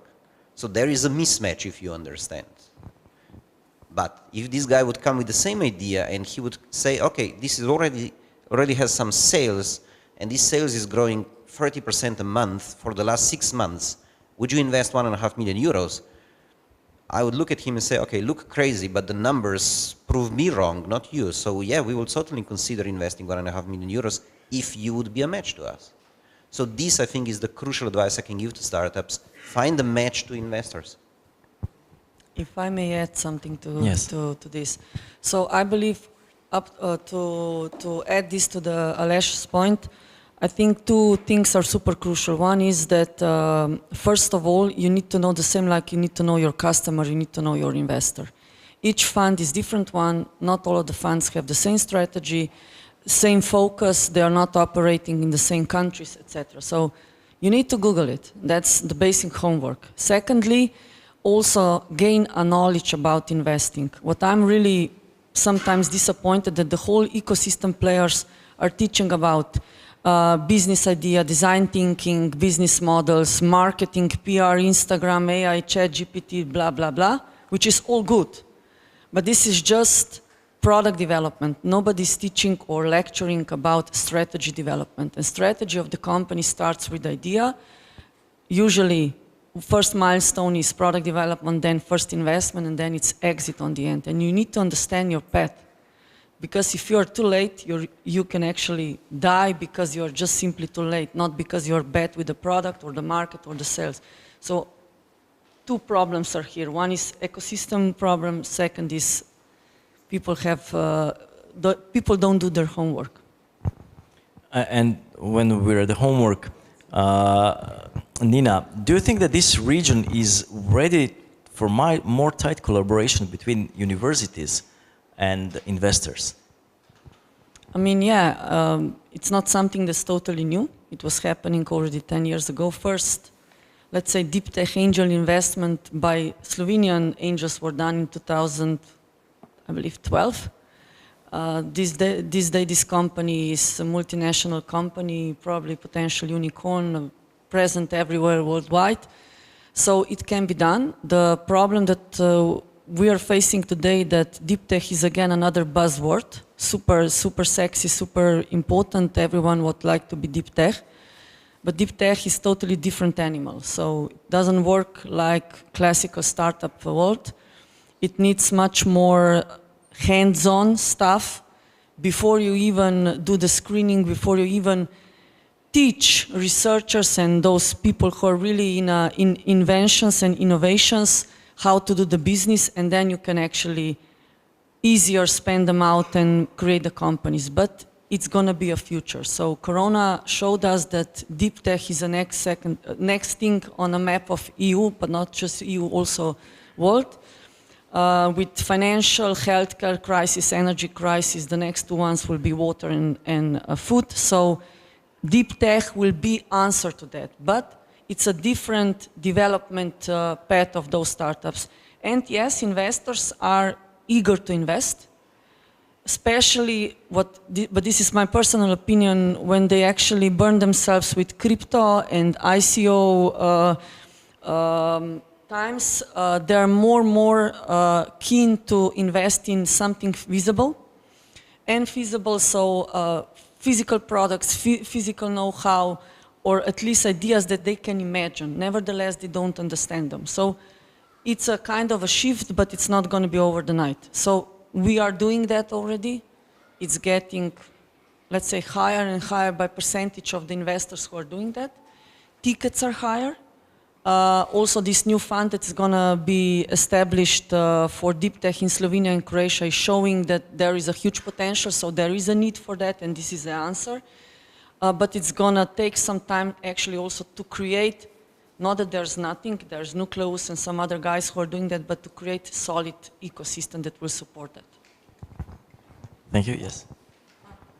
So if I may add to this, I think deep tech is a specific segment within investment ecosystem because mostly it requires much more money. This is, typically these are technology development or a very early stage product development. I don't want to say companies because usually they're not companies yet, and they need hundreds of thousands and sometimes millions of euros before they reach the product market fit stage. And therefore, VC investors and also most of the business angel investors simply don't have the investment potential for this. So specialized investors will have to emerge, and they are starting to emerge. The first deep tech VC fund combining Slovenia and Croatia is probably going to enter the market this year. Many more will have to follow because the demand for money is huge. If this is really a venture capital case, we will only know that once first companies reach exit. So now we are in the stage where the first investments, systematic investments, will start emerging. Probably it's going to take 4, 5, maybe 10 years before we see if these companies will reach the stage that Rimac and Infobip and Outfit 7 and all the others have already reached. So deep tech is, in my opinion, something for the future. Thank you, Aleš. Vedran, having offices in Ljubljana, Zagreb, Belgrade, and Skopje, could you tell us what are the biggest obstacles, regulatory obstacles, in each of these countries to investors? Oh, it's terrible. It's terrible working here. I mean, it's getting better, but where to start? We need to have a separate legal team in every country. We have to structure the deals accordingly. The regulatory is maybe not the best, but I think it's getting better in Croatia. I think I read somewhere like a week ago that the stock option pool is going to be available in Croatia from January 1st. Starting January 1st. Before that, we were pretty much, getting all our Croatian, Serbian, all other companies were just, before Brexit, they were all going to the UK. Later on, we're telling them everyone go to the US, like most likely Delaware. But overall, I think, from the startup scene, like for the stock option pool, which is extremely important in the startup scene, it's only going to be available in Croatia. So I guess some of the companies are going to be moving here. On another hand, I think being in Croatia for the, what's called capital gains tax, I think is the most beneficial, which is like a tax heaven, right? I mean, if you have a share for more than 2 years and you exit, it's 0 tax. So I think this is good. And then in Slovenia, it's what? It's 30%? It's 30%. So basically, I mean, we've heard even some founders from Slovenia moving to Croatia or UAE because they can stay there for a year or 2 years. So they're kind of all trying to optimize in a legal way, let's call it that. But overall, Croatia and Slovenia have a similar legislation because part of the EU. Then going back to to East, it's just it's not that easy. So even the companies who work there, they even open a company in the US and just raise the funding as a US company, even though they're working here in the region. I think a lot has been done the past couple of years, but and talking about Croatia, I think it's much easier now. A lot of the stuff you can do digitally. I mean, even opening a company. It's cheap. Okay, the salaries are the tax on salaries is another thing, but overall, at the moment, I don't think we're really pushing companies from Croatia to move outside the US. It's not for the regulatory reasons we will be pushing them to the US, it will be just primarily due to PR reasons, to act as a US company instead of a Eastern European Balkan company. Right now, Croatian courts haven't opened any new company for us for the last 3 months. We have companies waiting for 3 months to be opened. So it's not the best. Please do something there. Yeah, the Croatian courts were on strike, so. Yeah, but it's welcome to Slovenia. It's even harder, so you guys are rocking it, believe it. We have zero of those things that you just mentioned. So zero option pool, zero tax relief, nothing is available in Slovenia. So I believe the hardest way now is to invest in Slovenia. I have to say, I have personally executed that zero tax pool when I exited my company, so Croatia is really nice tax heaven with us. Okay, next set of questions is for the three of you. Answer shortly, the answers will be super short, and be quick, okay? Ready? We're starting with Aleš. Bezos or Musk? Bezos. Musk. Musk. Instagram or TikTok? I don't use anyone. Let's see, TikTok. Instagram. Twitter or Facebook? Facebook. Facebook. Twitter. Okay. Spotify or YouTube? Spotify. Spotify. Spotify. Okay. UK or US? US. US. US. Okay, this concludes this fun part. Now, for the final remarks, again, all three of you, what was the best approach any startup did to you?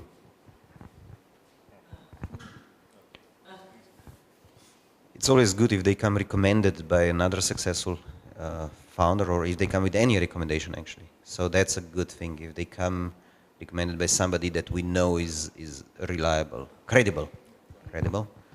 And then the pitch has to be not only perfect, but also different than the others, so better than the others. We do hear 1,000 companies pitching to us every year. It's not so easy to be perfect and different at the same time. For me, if they win any kind of competition, they're out of my radar. That's first thing. And second thing is, once they pitch to me, I would love them to ask me, not instead of me asking them. So the ones who are really presenting with a lot of questions to distract me as investor on the other side, those are the best investments. And to me, the best approach would be they come very well prepared. Pitch deck, data room, financials, FAQ, more information, appendix to the deck, more information about the market research. They pretty much did all the homework before I even asked them to do something for me. So I would say preparation before speaking to an investor. Thank you. Jana, do we have time for Q&A? No.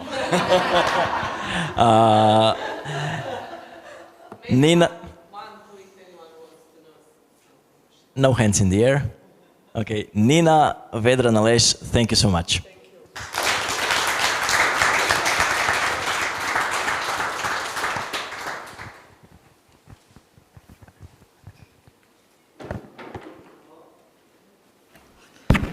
Thank you all.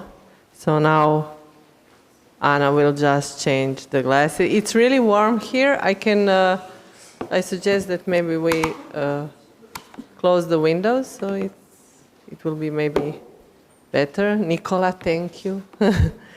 I would like to invite the second panel guests. So the second team is sowing seeds of new technologies. So the moderator is Vibor Cipan. Please, Vibor. Founder of Point Jupiter and global shaper of the World Economic Forum. So, and the panelists are Nikolina Rebic, Business Development Manager at ITAC, Maya Machinko, a teacher of technical culture and physics and the winner of the Faust Ranchi State Award for exceptional achievements in technical culture, Marin Bezic, Vice President of Planning and Strategy Implementation at Infobip, the first Croatian unicorn, and Ivo Spiegel, again Ivo, please. You already met him. So the floor is, or the mic is yours, Weber. Thank you, Jana. It's my pleasure to be here once again. Like many of you here, I had the opportunity to be part of the first 10 years of the STEPRI in collaboration with the US Embassy, and I'm of course looking forward to the next 10 years and so on. I would like to welcome all of you to this panel discussion, and also to those who are following us on YouTube. Share, like, subscribe. It will mean a lot to people from STEPRI. So maybe we can do a quick round of introductions, because I don't think that everyone knows each of us here. So maybe we can start with you and then go forward. Okay, hello to all of you. First of all, thank you for inviting me to this great event. It was a real pleasure to be here and to hear all the successful stories that we heard from the presenters before. Nikolina Rebic, coming from ITA company Croatia. We are doing marine engineering services, but also implementing advanced CAD PLM solutions as an integrator partner. Hello everybody, my name is Maya. I'm a teacher of physics and technology from Zagreb. I'm also an editor in a publishing company, so I do write and edit child books, and I do a lot of teach the teacher trainings across Croatia and a lot of workshops about science for kids, especially for the girls in Croatia. Hello, my name is Marin Bezic, coming from Infobip. I've been at Infobip for 2.5, almost 3 years. Before that, also participating in many of the STEPRI activities. I think STEPRI was the first home of the Infobip office here in Rijeka, so thank you very much for that. Infobip is a global provider of communication services in the cloud, and that's it. So Jana introduced me already, so I won't take up too much time. All right, so in many ways we actually can say that we are standing on the shoulders of the giants, of those who did a lot of heavy work in the past 10 years, building the infrastructure, building the environment, and setting us for the successes that are going to come. I would say that maybe one of the crucial elements of that would be the young people. So basically motivating others and engaging and making sure that we have enough people in STEM. So my question to you, since you've been involved a lot with the education, what do you think would motivate young people to find their place in this area? And also as a follow-up question, along with the STEM, people are also mentioning STEAM, where we also involve arts and humanities in this entire story. So I would like to hear your perspective on that. Well, there is no STEM without art. That's the first thing. I mean, we can pretend that they're separate, but there's no one without another, because whatever you do, whatever startup you do, whatever job you try to do, you need to be creative. If you want to pitch something, you need to be creative. So if you want to be successful in anything you do, you need to kind of be a little bit artistic or different to the others. But the most important thing to the kids today is that they need to have role models. Because remember, when you were growing up, you would have somebody at your home that will inspire you and show you your ways. So today kids they're all on TV and everything, they have all the news, but actually they don't have real role models in life. So the things that we are trying to do in schools nowadays, to show them that like all the successful people were kids one day. And they had some great ideas, but maybe they were shy or they didn't know how to sell them or how to make them. So the idea is to bring them role models in school, go to the maker fairs, to some events, show the kids that everything is possible if you have a little bit of imagination. So I think that's the crucial thing, to show the kids, like, you can be whatever you want. Like, there is Ivan, there is all of the guys here talking, and they're the role models to the kids. So if you show kids that Mate Rimac once won a child also, doing the competitions, going to school, had the innovations, and had a good mentors to help him grow, then you can do that also. So that's the most important thing for the kids today. Thank you very much. Talking about the role models, I cannot not mention Infobip in a way, being a Croatian unicorn.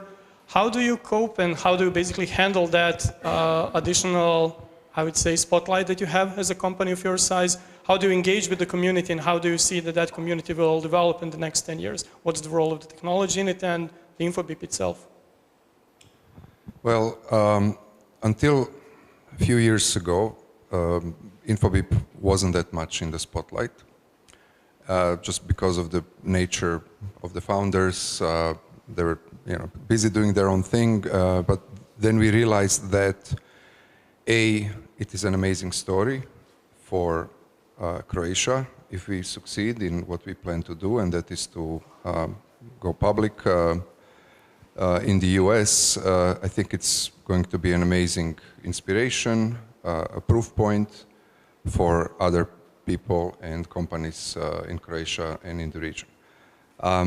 We also needed more awareness about what we do in the community, especially in the tech community, because our biggest hub is here in Croatia. This is the place where we look for the most talent. So we wanted to do an extra push to explain to the community in Croatia who we are, what we do.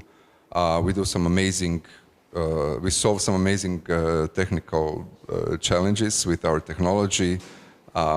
We send hundreds of billions messages through our platform every year. We serve the biggest brands in the world. So all of that takes, a lot of hard engineering work, a lot of ingenuity, and also the whole ecosystem around us with, marketing and sales and support. So there's a lot of opportunity for different profiles of people to join us. So we engage a lot with, obviously, with universities. We have invested in STEMI. We see STEMI as a great way to popularize technology or STEM among younger kids. With AI already here, we are continually looking for opportunities where we can engage with external partners who have some vertical solutions, and we see some opportunities here with collaboration, more collaboration with universities. Thank you. I want to talk to you about the role of the technology itself, how it transforms the way forward. You've been involved with your organization in that context. Maybe you can share a little bit of that with us. Yeah, thank you. So regarding the business transformation, I would say from our own perspective as a company, from our client perspective, because we are also helping them to transform their business. I think the crucial thing is it's about the change, because when transforming business or organization, everything starts with a change. And you really need to understand how that change affects your business, how it will benefit you, and also what risks you might take with that decision. So basically, in order to do that, you have to embrace change, and basically you have to ask yourself one simple question. And for me, that question is why? Why are we doing that? Why are we transforming ourselves? Why are we doing this business transformation? And the answer should be found basically in your business strategy, And if that's not possible, then you have to change something, You have either have to change the answer or you have to change your business strategy.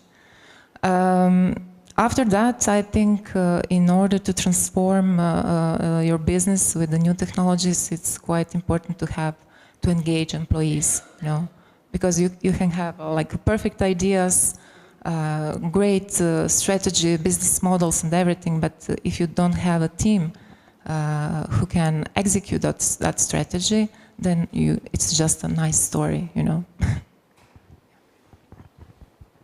Thank you. And who better to give me an overview of changes in the last 10 years than Ivo, who has been with Perpetuum and now also runs his own startup. So maybe Ivo, give us a comparison of how it was starting.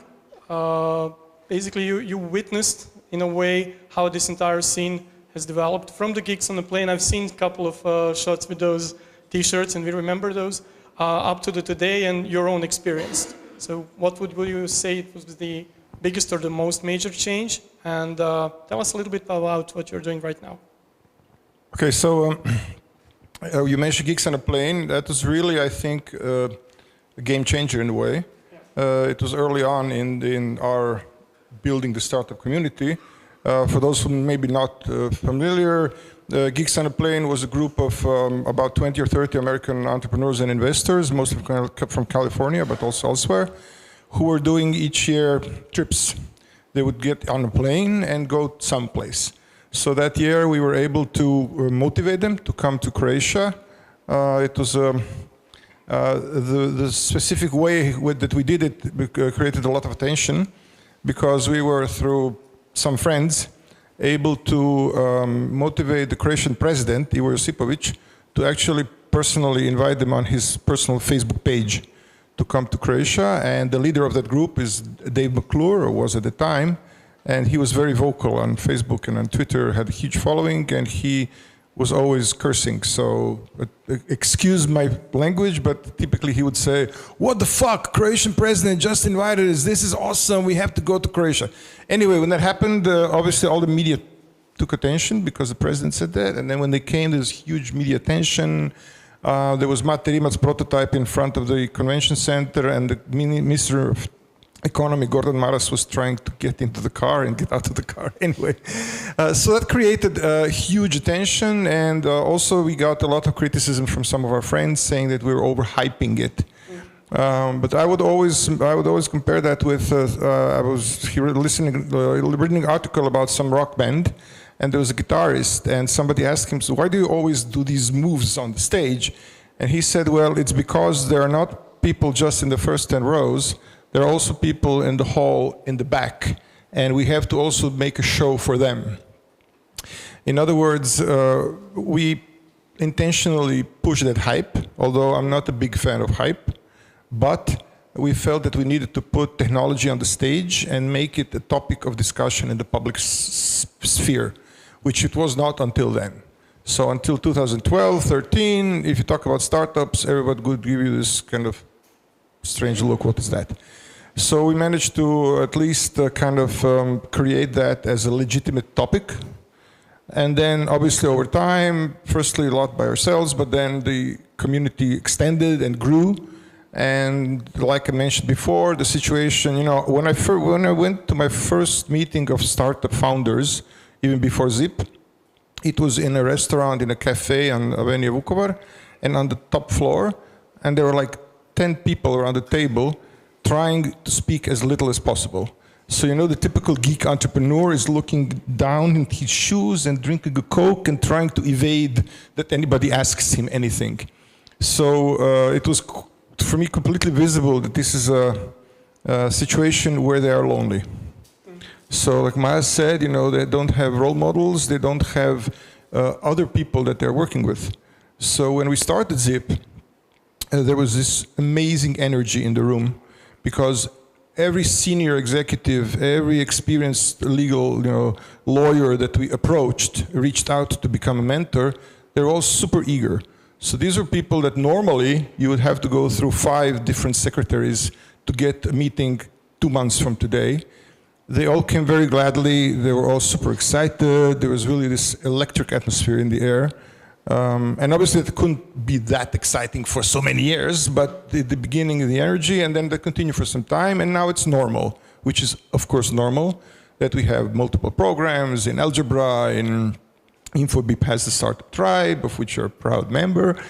And like I said, in every city there are multiple. So it's an entrepreneur today has a selection where they would like to go, and it doesn't have to be only in their city, in their country. So it's very easy, relatively easy, if you have a really good project, to become part of a program somewhere else. I just actually signed up for an education program organized by a Latvian fund as a participant, not as a teacher. And I'm enjoying it very much. So the learning never stops. Yeah. Well, anyway, I'm enjoying going back to school. So the environment today is obviously different. Things are changing up and down. It's not going everything up. We see that there is some certain form of backlash against the big tech companies in the political sphere, which I think is also in a largely good. I mean, there's good reason for that. But nevertheless, look at all the reports. For anyone who is really interested in what's going on in Europe, the one single most important report I would recommend is called the State of European Tech. This is a report that's put together every year, led by the British VC firm Atomico. And they do a huge amount of research, and then they present it each year at the Slush conference in Helsinki. After that, it's available online in a very, very good interactive form. It's not just a piece of paper, but you can drill down and pop up and go through all the details and the numbers. So I always recommend that as a reference point. We've seen, obviously, over the past couple of years, certain contraction in the market, certain valuations go down, and they're going to be. These are typical cycles that are happening. But overall, the environment is still, I would say, really good. There's lots of public money available. I always quote the lead, probably the most established Austrian business angel called Hansi Hansmann. And when we had a conversation a few years ago at a conference, Hansi said, as an entrepreneur, as a capitalist, I'm strictly against giving public money to private companies and startups. However, as long as that money is there, any company I invest in has the mandate to use as much of those funds as they can. So I think that's a good, interesting point. Regarding what I'm doing now, so my friends and I are building a startup in the fintech space called Pontix, and I'll just do a very quick poll. So, how many people in the room really hate it when they have to pay online, typing in their credit card number and getting the authorization back? See? So this is the pain that we are solving. So it's easy to explain what we're doing. We just take away that pain, and life is good. So we are currently in the product building stage, and yes, we are taking care about the strategy and the competition. And so my two co-founders and myself are not 20-something anymore. So it's good and bad. It's maybe bad because we don't have the drive to stay up all night, but we do have a lot of experience, which I think will kind of make up for that first part. And also we are young at heart. So many of my friends are looking forward to the retirement already. Some are already retired, but I would say, kind of, crazy enough to start another startup journey myself. So we will see you here in 10 years from now and discuss about, just like we had other colleagues? Well, we'll start 1 year from now, and then we'll see what happens. Let's take it step by step. Talking about taking it step by step, what would you say would be the major challenges when you're transforming the company? Think about it exactly as I said, as a step by step. You mentioned that there has to be a reason, there has to be some significant, significant why as to do something like that. So how do you approach those problems typically? So I would say for the step one is to really try to, let's say, change the mindset of the people, because usually when you try to implement some new idea, people don't like new ideas, they reject new ideas. It's because our brain is functioning like that, we are like human beings, we are hardwired to resist changes. So first step is to trick your brain, and in order to do that, I think it's quite important to have a right planning, to have a real good planning for everything that you are doing, So from my point of view, I think trick your brain in order to embrace the changes and have the, let's say, some kind of plan when, which has to have all the objectives and goals set it up. And yeah, there are so many other challenges all the way, but I think that is the crucial thing. Yeah. How do you typically approach it?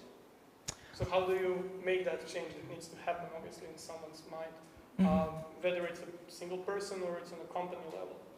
Yeah, there is no switch, there is no on-off and switch for that, obviously. Yeah, as I said, it has to be small steps. You have to really invest in your people, to educate them, to challenge them, and to try to discuss with them. Every plan that you have to put it on the table and say, look guys, let's challenge me for this, you know? And in order to trick your brain, I really think that it's necessary to have a real planning in place, you know? Because you will have some other uncertainties on the road that it will also pop up, but if you want to establish something or achieve something, I think the planning is crucial. So. Okay. Thank you. Talking about the resistance to change and encouraging change and creativity, how do you see that among younger people? So basically when you're approaching them through the education and through the STEM, are there any methods, are there any technologies or approaches that you're particularly keen on using to help them embrace the change and you know, accept it as a natural part of the process? Because not only the curricula is changing, the technology landscape is changing, and you know, we witness that pretty much daily. How do you tackle that kind of a challenge? Well, it's hard. Definitely it's hard because kids today are totally different than us growing up. So they get bored very, very fast. That's the biggest problem today. Yeah, their attention is 5 minutes and after that they're out. So the first thing is find a way to motivate them and so they can stay focused. And that takes a lot of time. So for me, the biggest challenge is to stay in their technologies, because like we all think we are so good in technology, but when you talk to a child 12 years old or 15, you are not.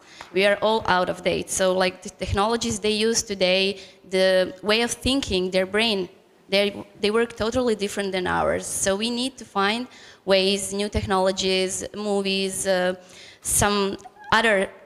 It depends on the subject, of course. I teach 3 different subjects. It's different in every classroom, but you need to motivate them, and you cannot ask them to sit and stay still for 45 minutes. So it's not impossible. Sometimes I joke that I'm a clown in my classroom, but it's really true, because I need to walk, I need to talk to them, I need to challenge them, and I need to learn every single day, because I need to find new technologies to keep them motivated.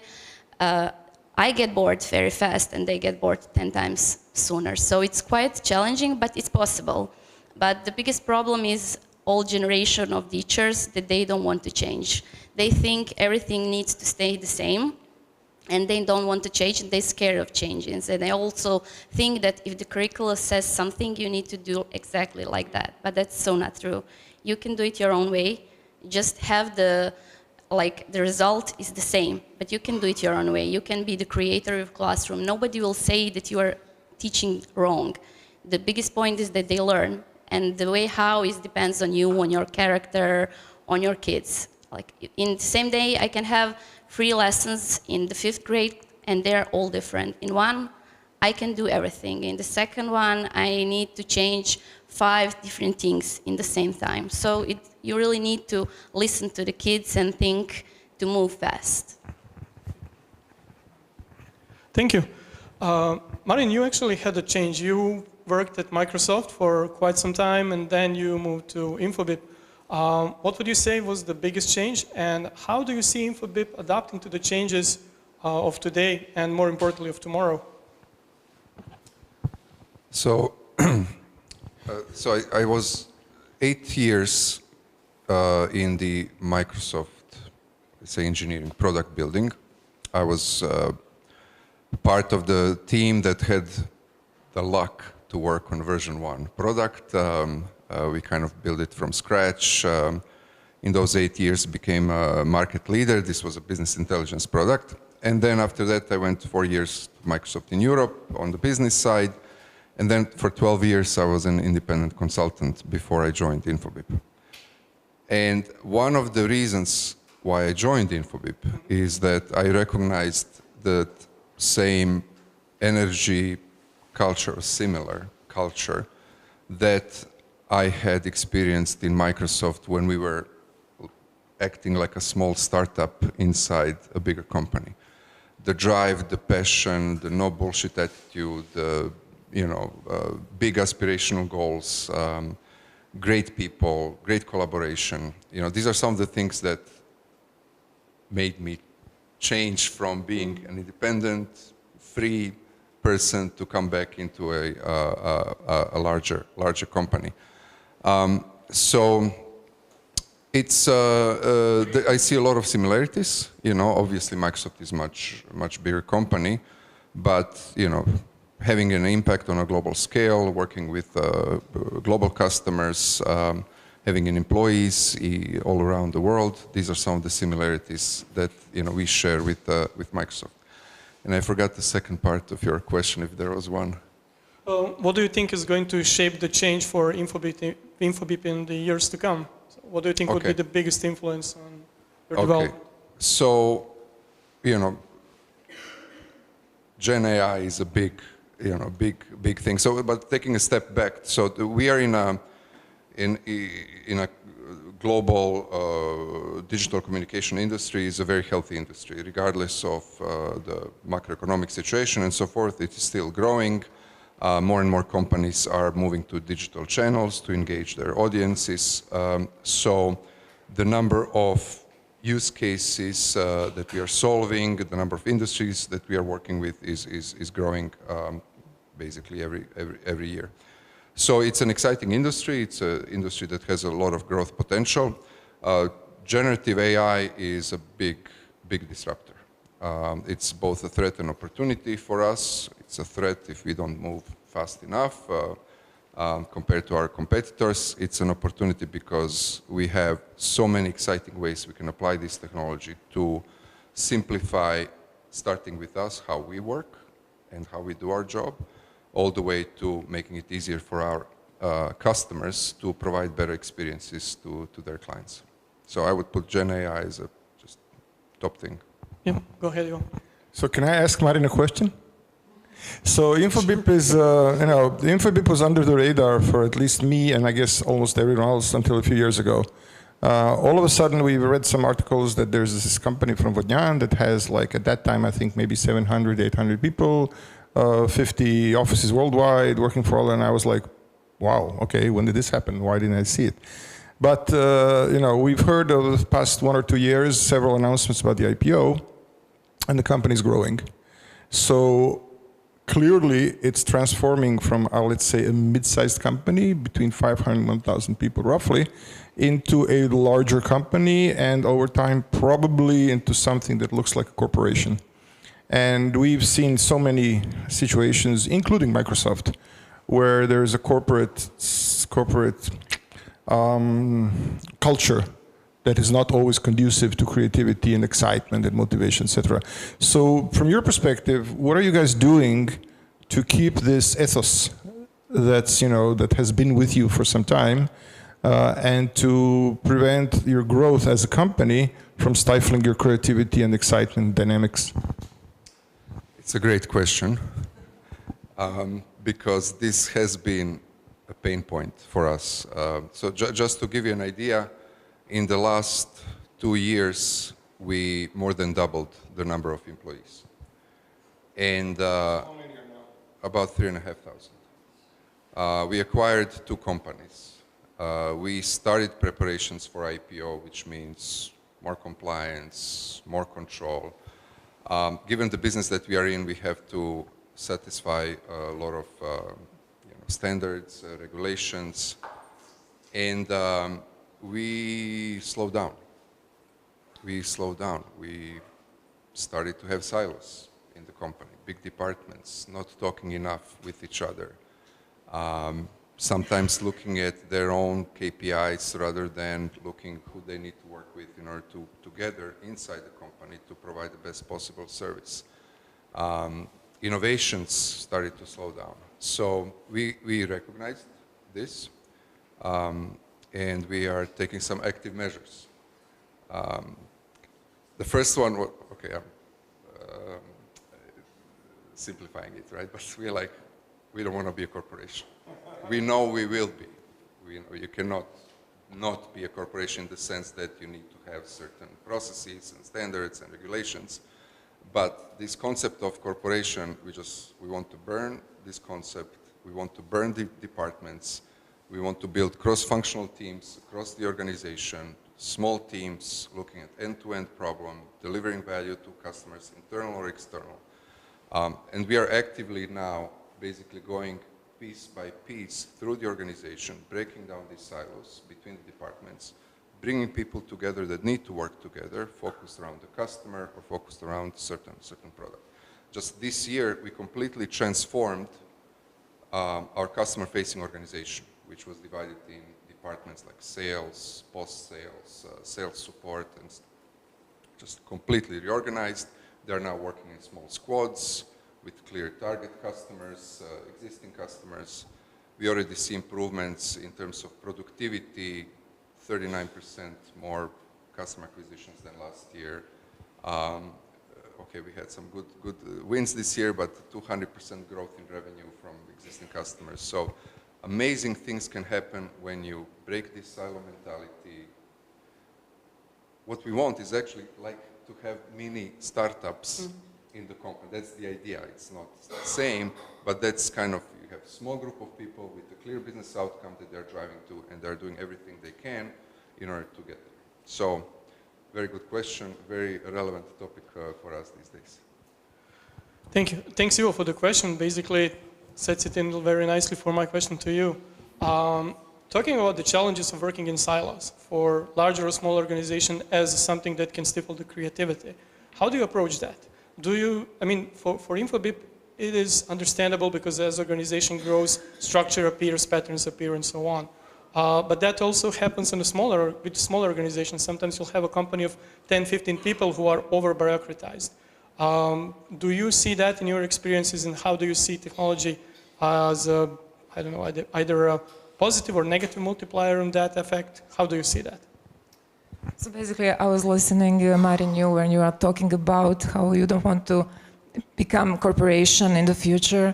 And basically, we had a very similar switch, but in a smaller amount because we were like a small company. And we were now we have in total 200 employees in 4 countries. And basically, we also doubled our number of employees in 2020, just 3 years ago. And it was like quite shocking for us also. Because we think we have a special organizational culture, We were like a family, although I don't like that word. I prefer team. We were like a team, doing everything together, all the names and everything, and we didn't want to lose that. So basically now we are basically doing what you are doing, but just on a smaller scope. We are trying to, let's say, organize team in a more agile approach when working on a project, We don't want to set up like a firm organizational structure, and we really we are trying also as a management. We are trying to lead as example, and trying to walk the talk. That's really crucial and important. And also, I think regarding you mentioned all the technology and everything.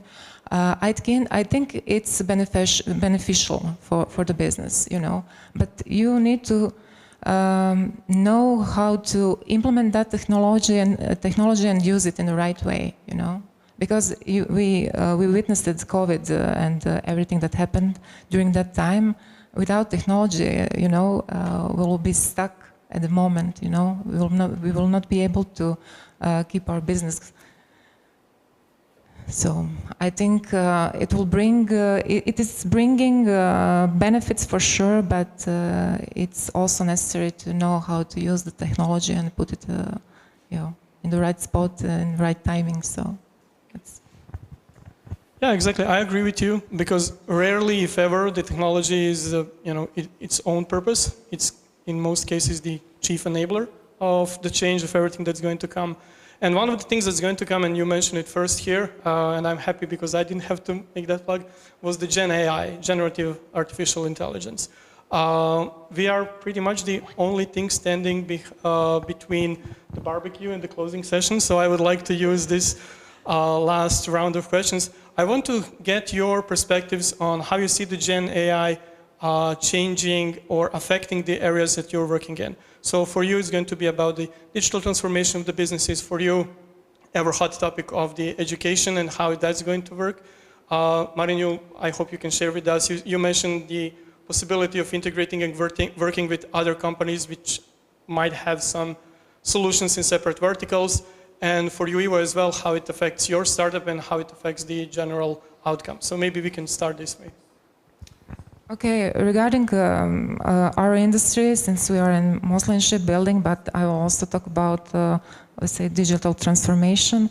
Regarding our industry that we are serving as a core business, I don't think, unfortunately, that it will affect soon, because we are quite old-fashioned industry, and we are still very much focused on paper and drawings and everything. So.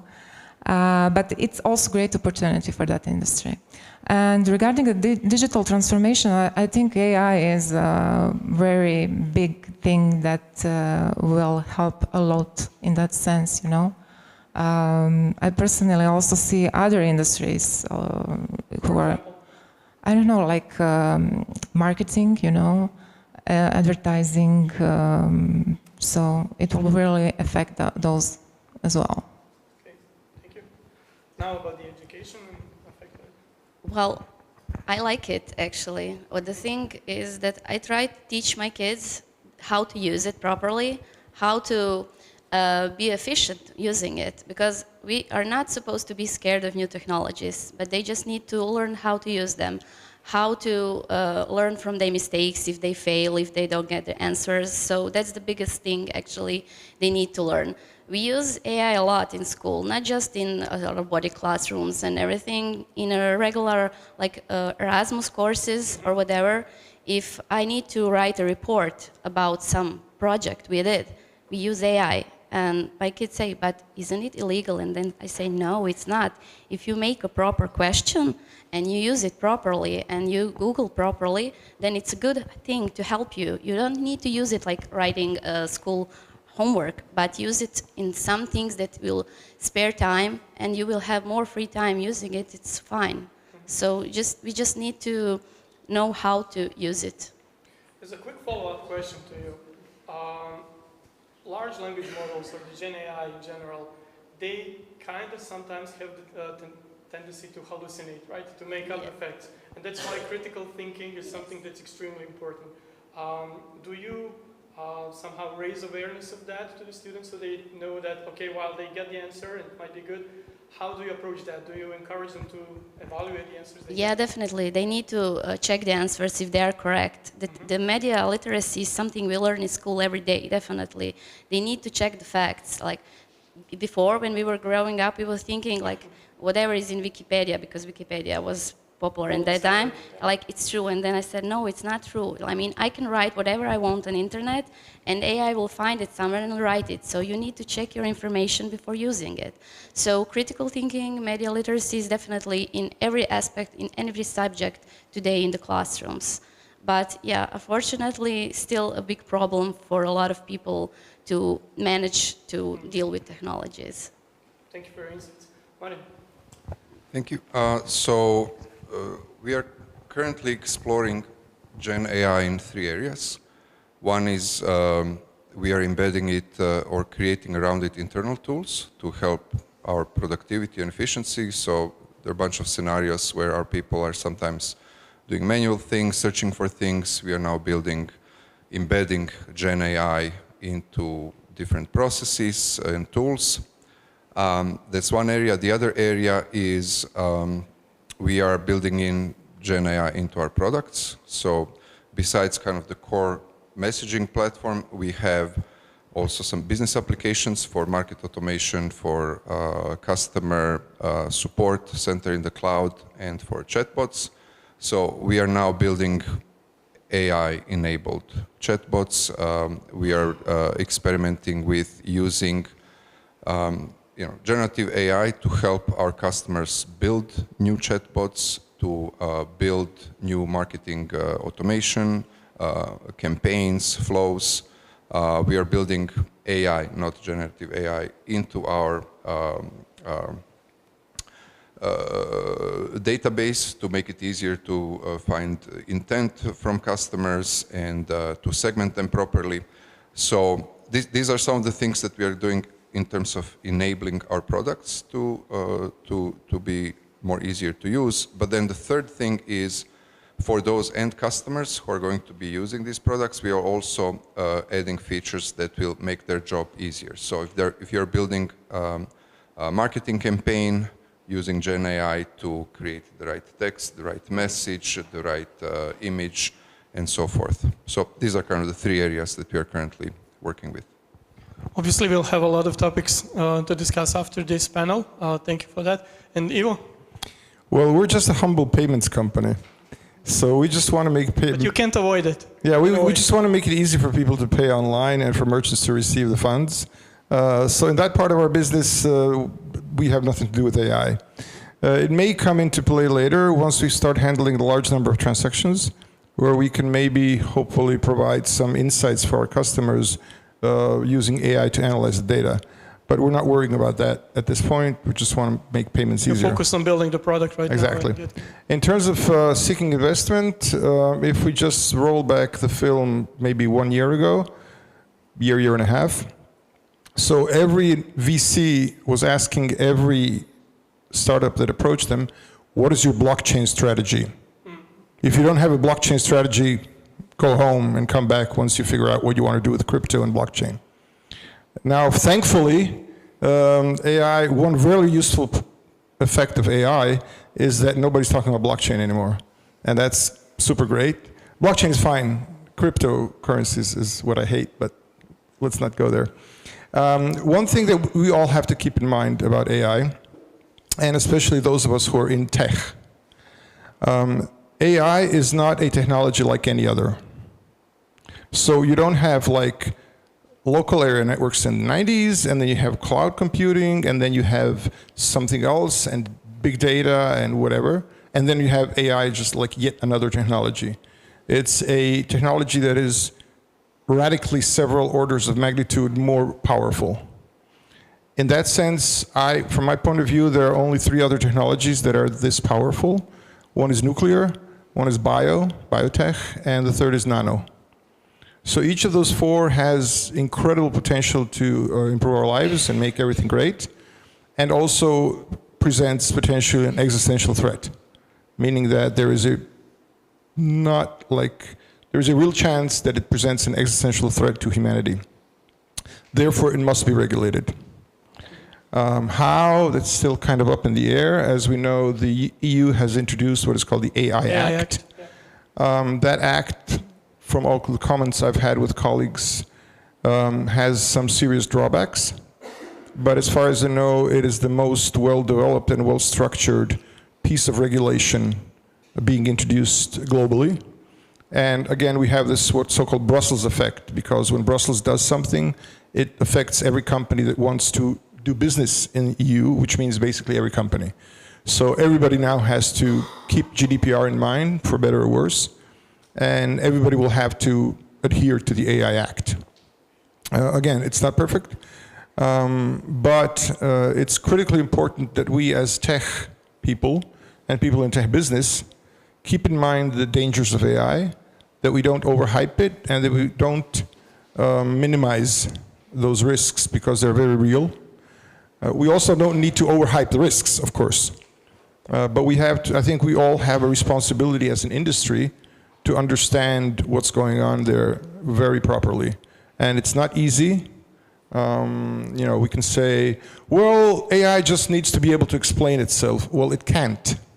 There's no real way to have explainable AI. Just like when you have a mathematical theorem-solving algorithm that solves a theorem with a 300-page proof, there's no mathematician in the world that can go in there and figure out if that proof is actually correct or not. Okay. Anyway, we have to keep that in mind. We have to use the benefits to the maximum, and then kind of, keep the whole thing somehow under control. We need to have obviously a sensible approach between the regulation and the freezing slide. And I believe this leaves us maybe for 1 or 2 questions from the audience, if anyone has any questions for one of our nice panelists here. They're all hungry. Okay, then we won't stay in your way.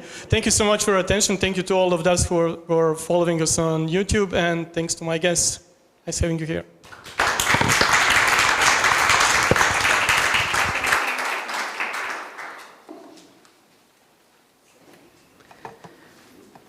Thank you all for these valuable insights. Now we are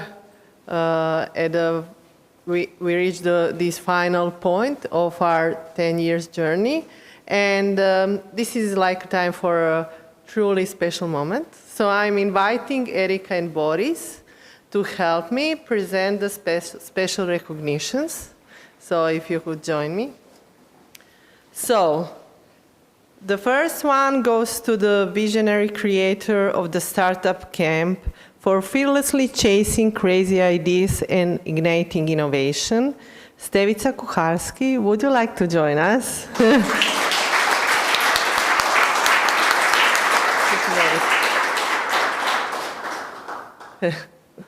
Maybe you could.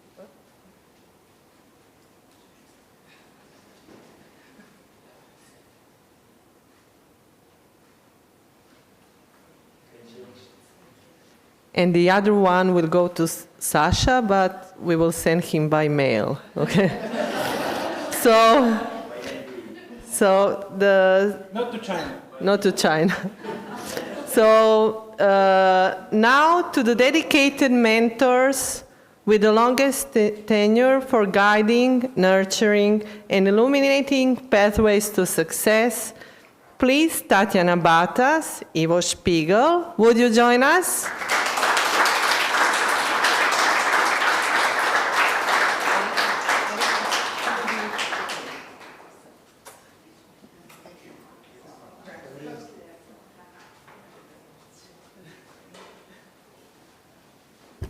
And we are missing Mark. Yeah. Yeah. He will also get it. Yeah. Also not in Somewhere. China. Yeah, not in Azerbaijan, but somewhere close.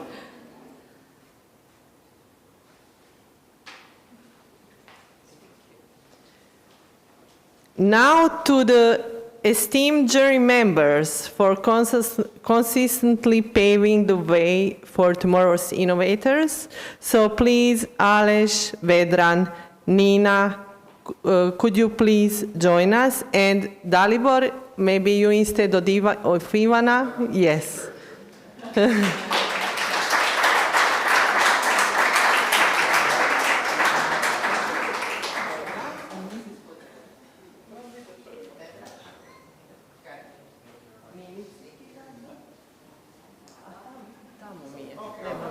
Ali stani, molim te. Stani s njima, dali. Odi. Tamo mi ostaje. Odi. Okay.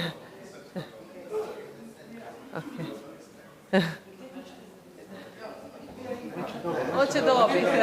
On je Ivana.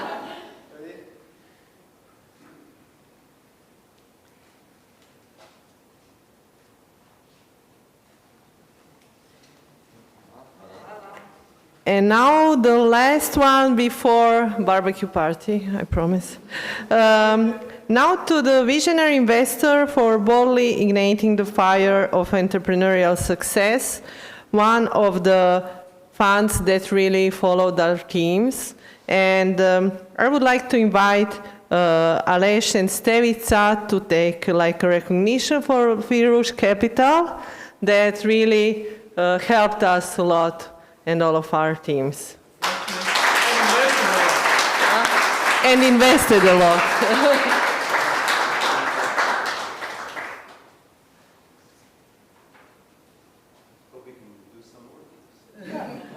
That's why I became.